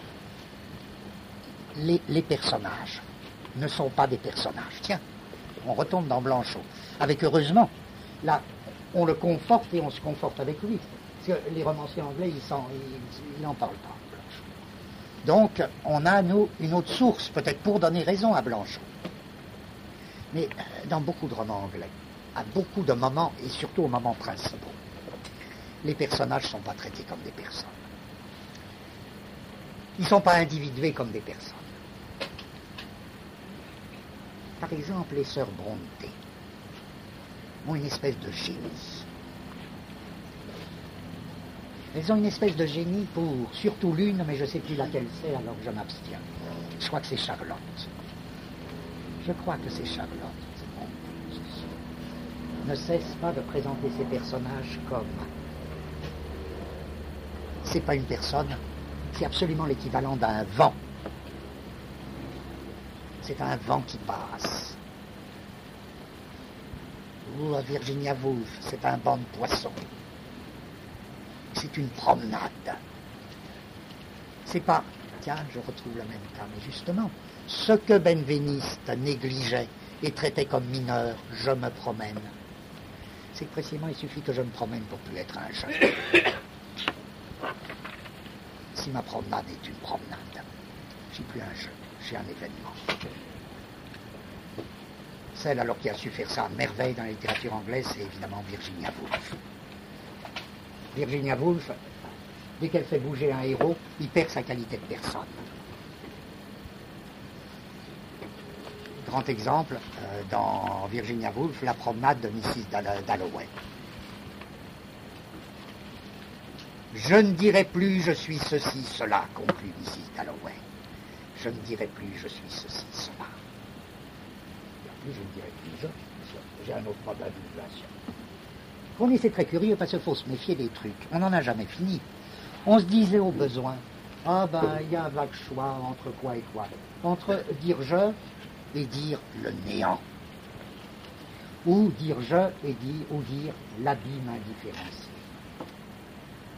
La forme du je ou le fond sans visage. Et il y a des auteurs, et il y a des penseurs, traitez-les comme des grands peintres, quand ils disaient en philosophie, il y a autant de création qu'ailleurs, c'est comme la peinture, c'est comme la musique. Il y a des grands philosophes qui ont fonctionné dans ces coordonnées-là. La forme de l'individu ou l'abîme indifférencié. Et Dieu qu'ils avaient du génie.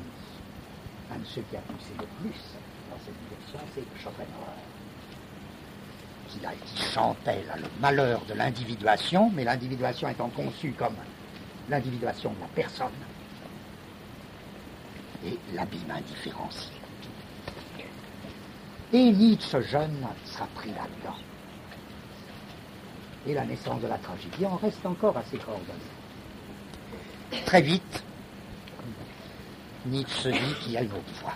C'est pas une voie moyenne, C'est une toute autre voie qui bouleverse les données du problème.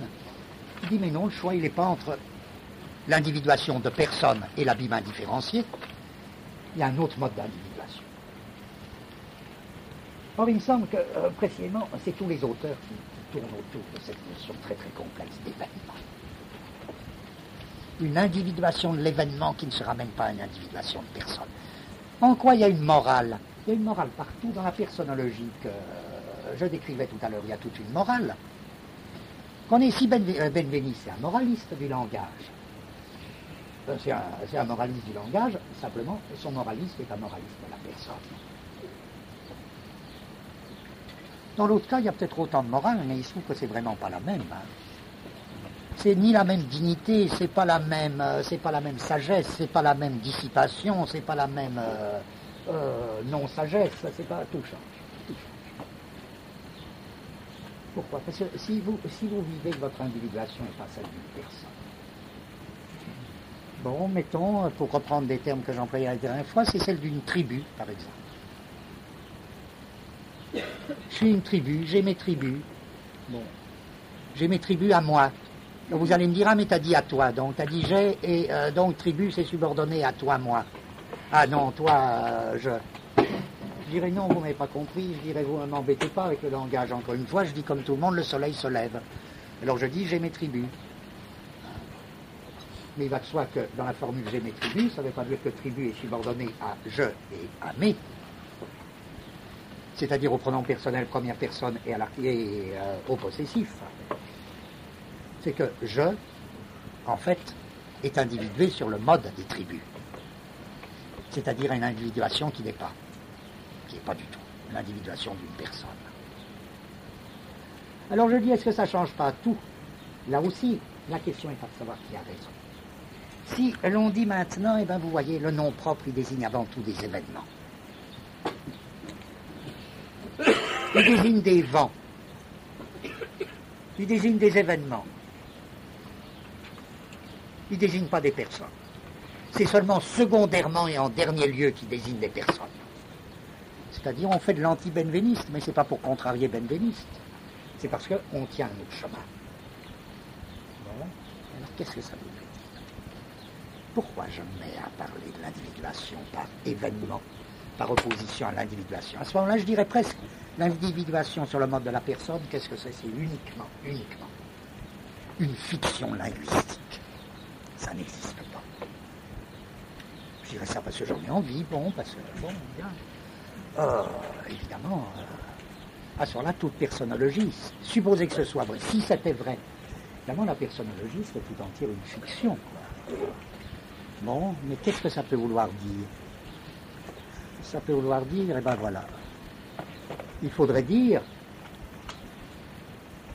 vous savez, dans l'événement, c'est une drôle de chose, l'événement, parce que il faut distinguer, comme dans l'événement, à son tour, il faut distinguer deux choses. On n'en aura pas fini de pousser nos distinctions, de la déplacer, les distinctions. Je suis blessé. Aïe, blessé. La blessure. Un couteau s'enfonce en moi. Bon.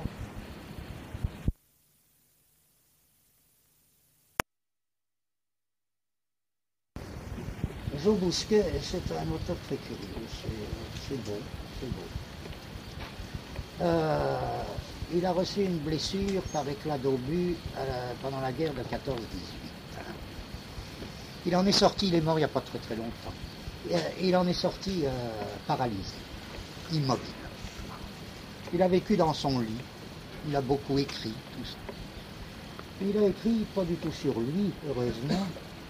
Il a écrit sur quelque chose qu'il estimait, c'était ce qu'il avait à dire, ce qu'il estimait avoir à dire. Et voilà une phrase de Bousquet qui paraît bizarre. Il dit, ma blessure me préexistait, j'étais né pour l'incarner.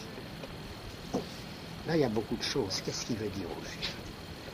Remarquez que seul quelqu'un de profondément malade ou profondément touché peut tenir une proposition qui serait odieuse dans toute autre bouche. Il faut bien que Bousquet ait son éclat d'obus, qu'il est paralysé complètement. pour pouvoir tenir une pareille proposition. L'évolution ne préexistait, ça paraît d'une espèce d'orgueil diabolique, quoi. Je suis né pour l'incarner. Si la phrase vous dit quelque chose, alors suivant, acceptez cette méthode. Si la phrase vous dit rien, vous laissez tomber. Si la phrase vous dit quelque chose, bon, on essaie de continuer. Qu'est-ce qu'il peut vouloir dire?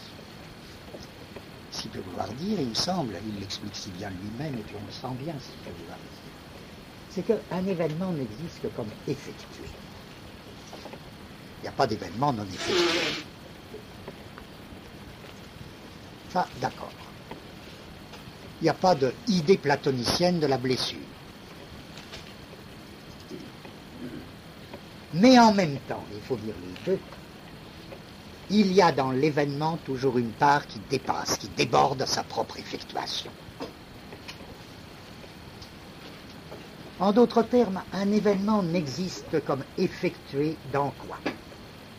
Là, je retrouve les termes qu'on employait tout à l'heure. Un événement n'existe que comme effectué dans des personnes et des choses. Et des personnes et des états de choses. La guerre n'existe pas, indépendamment des soldats qui la subissent, indépendamment des matériels qu'elle met en jeu, c'est-à-dire effectués dans les lieux qu'elle concerne, effectués dans des états de choses et des personnes. Sinon, on parle de quoi? De quelle guerre? D'une pure idée de la guerre, qu'est-ce que ça veut dire?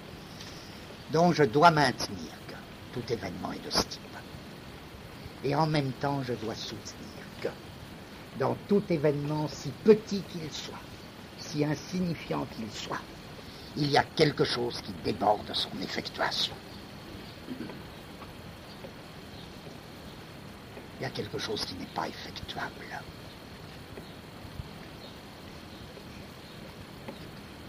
Bon, là, je ne peux pas aller trop loin. Qu'est-ce que ce serait, ce quelque chose qui n'est pas effectuable? Est-ce que ce ne serait pas ce que j'appelais l'individuation propre à l'événement, qui ne passe plus par les personnes ni les états de choses?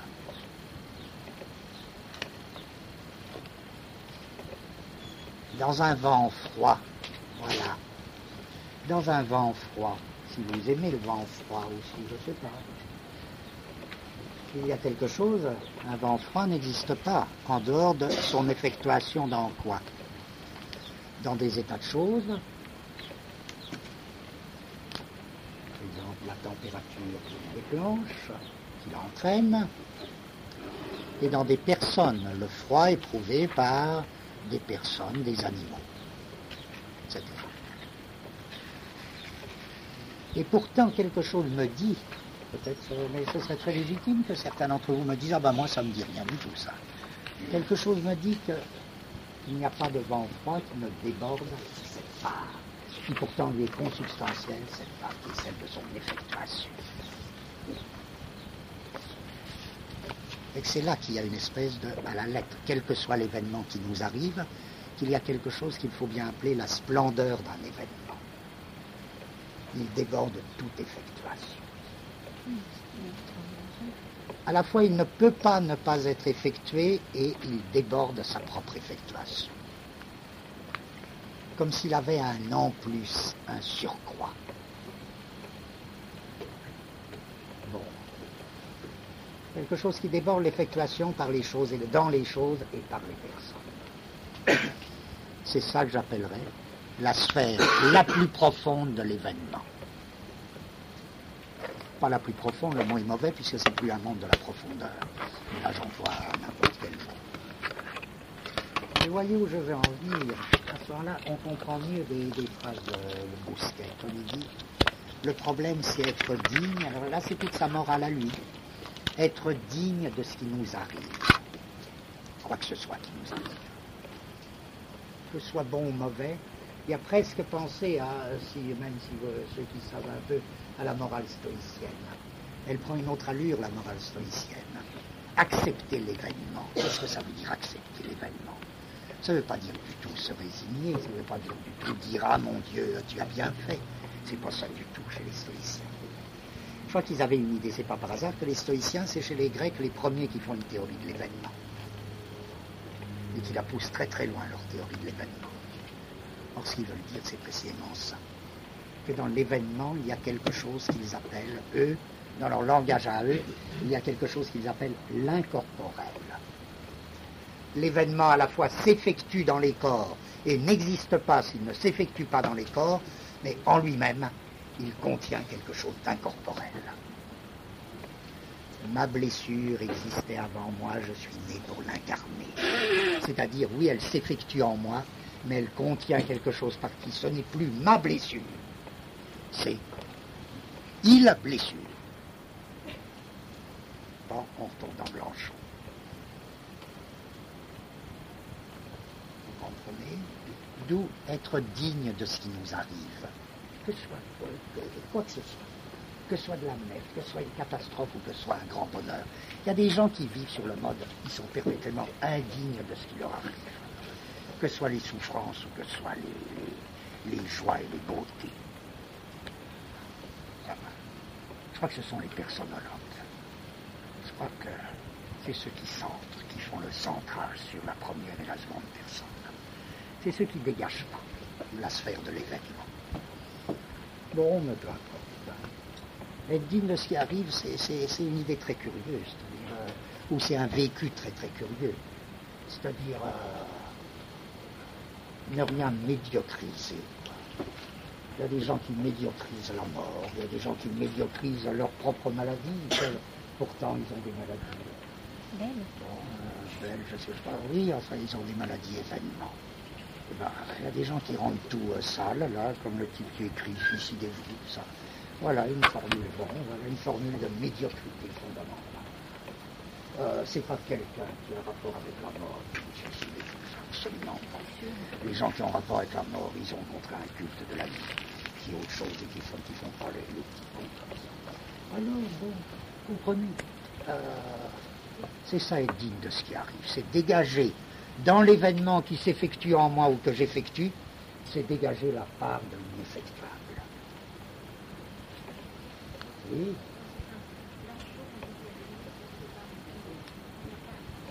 Blanchot l'a dit très fort pour la mort. Lorsqu'il parle du suicide, Blanchot dit, dans le suicide, il y a une opération qui fondamentalement est de mauvaise foi. Parce que dans le suicide, il y a une espèce d'effort désespéré pour effectuer et pour rendre l'événement mort totalement effectué. C'est-à-dire l'épuiser par une effectuation. C'est ce que Blanchot ne cesse pas de dire, vous ne pourrez jamais séparer deux morts. La mort qui s'effectue en moi et dont je suis plus ou moins près, plus ou moins proche. Et ce qu'il y a d'ineffectuable dans la mort, et c'est ce qu'il y a d'ineffectuable dans la mort qui m'empêche de me tuer. Et là, il y a une espèce de culte de la vie qui en est fait. Alors ça n'empêche pas, en effet, si vous pensez aux cas d'euthanasie, etc., ça rentre très bien, les cas d'euthanasie. Ça me paraît précisément le contraire de suicide. C'est d'une certaine manière le culte de la vie, quoi. C'est une espèce de très grand, enfin, c'est très compliqué. Oui. J'avais vu un film il y a très longtemps, de Louis Malle, Les Jules Follet. C'est un très vieux film, hein. Il n'est pas très bon d'ailleurs. Peu importe. Et à la fin, il se suicide. Mais en fait, il dit, c'est positif le suicide. Il y a un suicide positif, il y a un suicide, comme vous dites, qui est dégueulasse. Il y a le suicide d'un être qui se détruit pour se poser, pour s'affirmer. C'est ce que je voulais dire. Il dit, à la fin, je sais pas. Vous ne connaissez pas? Je ne crois pas qu'il y ait le suicide pour s'affirmer. Je crois qu'il y a énormément de suicides, oui, pour faire. Il y a des suicides heureux. Vous ne voulez pas dire des suicides heureux? Non, parce que ce n'est pas des suicides. Ah oui, d'accord. C'est pas des d'accord. suicides. C'est des suicides, d'accord. Il paraît qu'en Belgique, on fait des recherches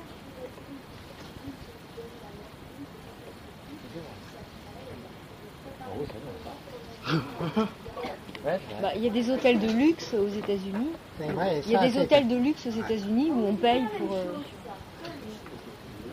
Oui, tu choisis ta mort et tout est orchestré. Ça a au moins quelque chose de commun, ça fait vraiment partie du culte de la mort. Hein, cette espèce. Or ça, que ce soit vraiment, que ce culte de la mort fasse partie de notre manière de vivre sociale aujourd'hui, c'est évident. Et ce que j'appelais, je vous dis, moi je ne vois vraiment pas d'autre définition du fascisme que ça. C'est l'entreprise du culte de la mort. Que les autres y passent et j'y passerai après. Les autres d'abord, moi ensuite. C'est fondamental dans le fascisme, ça. Et c'est pas, je vous disais, c'est pas une proposition de l'idéologie. Si bien que quand vous voyez un type dire « vive la mort », même s'il se prend pour un artiste, moi je ne vois en lui qu'un lamentable petit fascisme. Parce que c'est ça qu'il est, quoi. C'est ça qu'il est. Il s'agit toujours finalement de la mort des autres. Et même dans certains cas de suicide, c'est la mort des autres qu'on cherche. Par exemple, il y a un problème qui se pose dans ce que tu dis, c'est-à-dire dans le être digne de l'événement.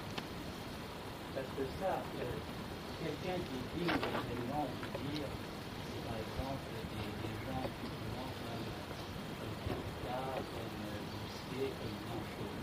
Bon, parce que ce sont des écrivains et surtout une chose. Seulement, il y a parfois, et je pense qu'il ne s'agirait pas d'oublier ça, il y a certains qui ne peuvent pas être dignes de l'événement. C'est-à-dire que l'événement qui leur arrive, qui fait irruption, par exemple, c'est un coup, par exemple. L'événement qui fait éruption, c'est un événement qui n'est pas simplement dans une sorte de dedans ou de clôture. C'est littéralement une ligne dehors, une ligne de folie, dans laquelle, par exemple, le tout peut, et ça c'est un risque, mais ça il ne peut rien, c'est une contrainte, s'absorber ou non. Par exemple, je pense au dernier, on l'a très bien montré ça, à mon avis, le dernier film de Werner Herzog qui s'appelle Rosek.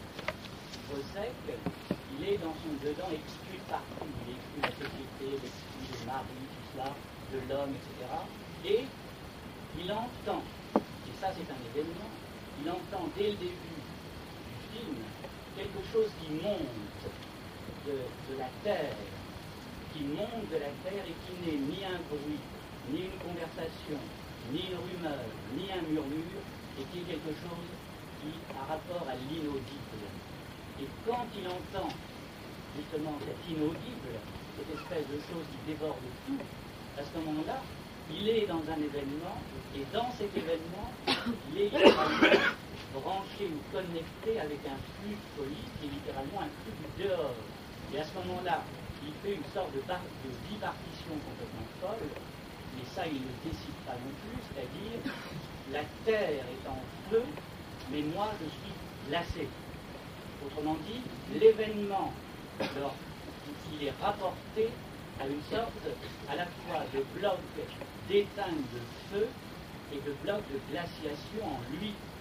C'est-à-dire là, il s'enfonce d'une ligne du dehors qui est la ligne de la folie, et il arrive à la fin, à ce moment-là, à l'intérieur du bloc réveillé par l'événement, à entendre dans une magnifique scène, dans un champ vert de Werner Herzog, non pas l'inaudible, mais la voix inaudible, non plus le chant de la terre, le chant musical de la terre, par exemple, mais la voix de la terre qui le pousse à tuer, et Werner Herzog a tué Marie en l'occasion, et Werner Herzog dit, après le meurtre, il éprouva un autre événement, le réchauffement.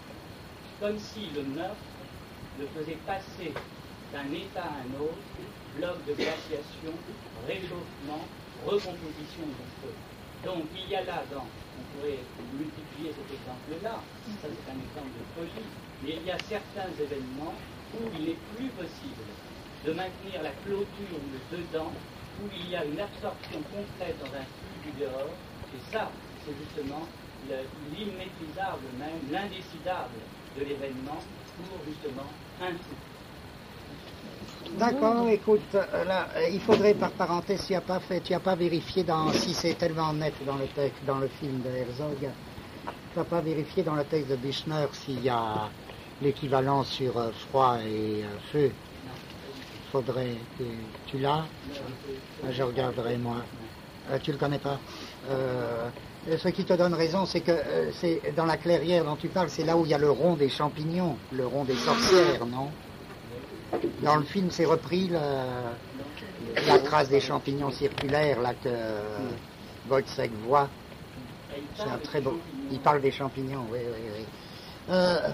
finalement, ce que tu fais, il me semble, là je serais très en accord, sauf sur des points de détail, mais c'est pas la peine de... ce que tu fais, c'est presque la jonction de ce qu'on fait aujourd'hui et de ce qu'on faisait la dernière fois. Parce que là, ce que tu appelles l'événement de la folie, quand un type est complètement coincé, et peut être en effet saisi ou bien d'une rage suicidaire ou bien d'une rage meurtrière, qu'est-ce qui se passe là? C'est vraiment ce que j'essayais d'analyser, il me semble, la dernière fois, sous la forme cette espèce de conversion, tout d'un coup, cette conversion mais abominable, terrifiante, d'une ligne de fuite qui est embarrée, se précipite en ligne de destruction. Alors ça, il me semble que la dernière fois, j'essayais de dire ce que là, tu essaies de dire aujourd'hui, à ton tour et avec ta manière à toi. Oui. Quoi?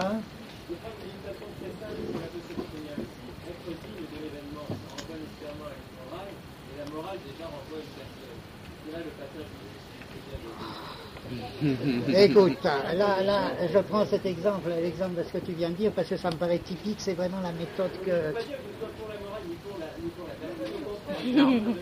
Je comprends bien.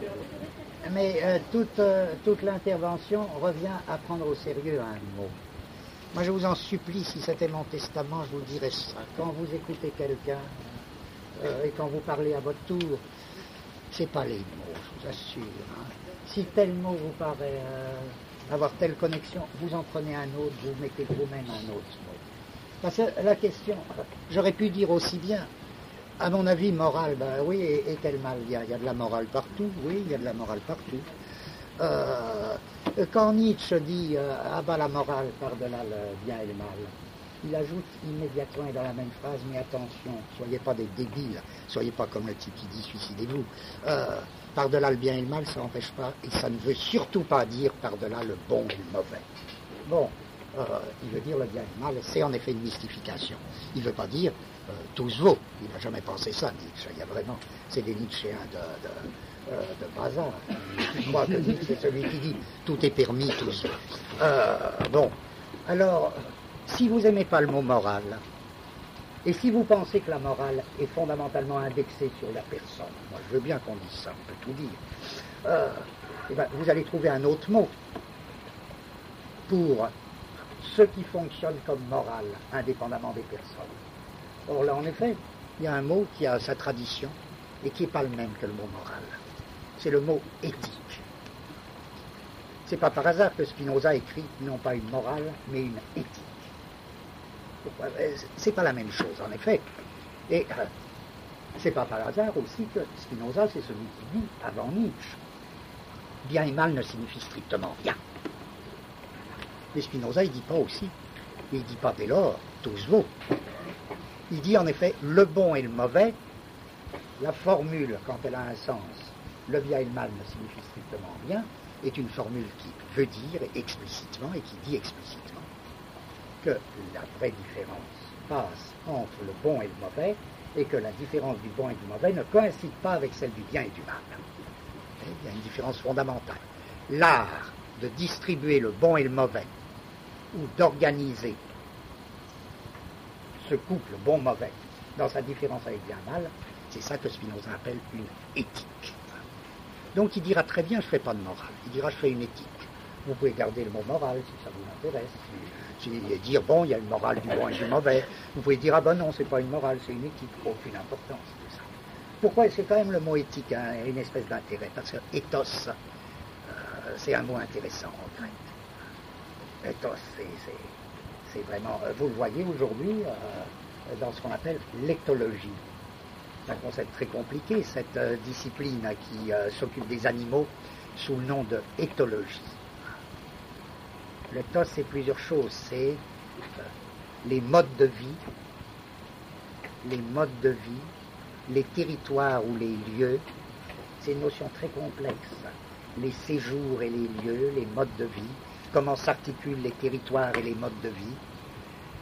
Ça nous parle en effet de tout à fait autre chose que ce qu'on entend par morale au sens traditionnel, mais morale au sens traditionnel, ça renvoie aussi à mœurs. Et les mœurs, c'est très lié alors au choix, oui. Alors je voudrais juste conclure toute cette séance, cette dernière séance, en disant, j'ai presque fait un peu ce que je souhaitais vous proposer. Voyez maintenant, et je voudrais maintenant que ce soit plus clair, ce que nous dit Blanchot dans ce petit texte. Ça revient à dire, ce schéma antipersonnologique, ça revient à dire je et tu, finalement, ne sont des fictions. C'est des fictions linguistiques. Il faut les dépasser vers un il. Mais le il à son tour, ce n'est pas le il de la troisième personne. Il faut dépasser le il de la troisième personne vers le il de l'événement. Et enfin, si le il de l'événement est plus profond que le il de la troisième personne, c'est parce que l'événement, si profondément soit-il effectué dans les personnes, et nécessairement effectué dans les personnes, contient une part d'ineffectuable qui est constitutive.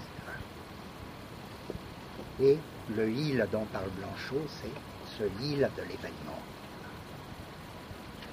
Or, je dis pour mes comtesses Lafay, il me semble, donc je n'ai même plus à le dire beaucoup, ce que j'appelais la dernière fois, je pourrais dire, qu'est-ce que c'est une ligne de fuite? Une ligne de fuite, c'est précisément la ligne ou le mouvement qui va de l'assignation des personnes à cette fuite périphérique, à cette tension d'un tenseur, c'est-à-dire qui va vers le il de l'événement. Et ça, c'est le caractère positif de la ligne de fuite, alors qu'elle puisse tourner en ligne de destruction, par rabattement sur les personnes, ou bien dans le cas qu'évoquait Comtesse, lorsque précisément cette ligne de fuite se trouve bas, etc. Oui, ça, tout est possible, y compris le pire. Voilà. Eh bien, l'année prochaine, je ne sais pas ce qui se passera. Je ne sais pas si Vincennes restera à Vincennes, j'espère. Voilà, mais enfin, bon. Oui, l'année prochaine, ben, je ne sais pas, parce que je préfère vraiment, j'espère toujours que viendra un jour où je pourrai organiser, je ne sais pas encore bien. Je me dis pourquoi pas, faudra vraiment trouver quelque chose de nouveau, me sortir de ce que je vous propose depuis 4 ou 5 ans. Alors, je me dis pourquoi pas repartir à zéro. Mon rêve, ce serait de faire un cours sur qu'est-ce que la philosophie. Comme ça, qu'est-ce que la philosophie. Bon. Ou là, j'essaierai de dire en quoi la philosophie, c'est la création des concepts. Qu'est-ce que ça veut dire créer des concepts, tout ça. Mais on verra, ça dépendra tellement des gens. Parce que je tiens à dire, là, c'est pas une dernière flatterie que je vous fais. C'est évident que ce dont je parle, je ne peux en parler que dans la mesure où vous êtes là. Je ne peux pas en parler devant... bon, c'est évident. En deux, alors.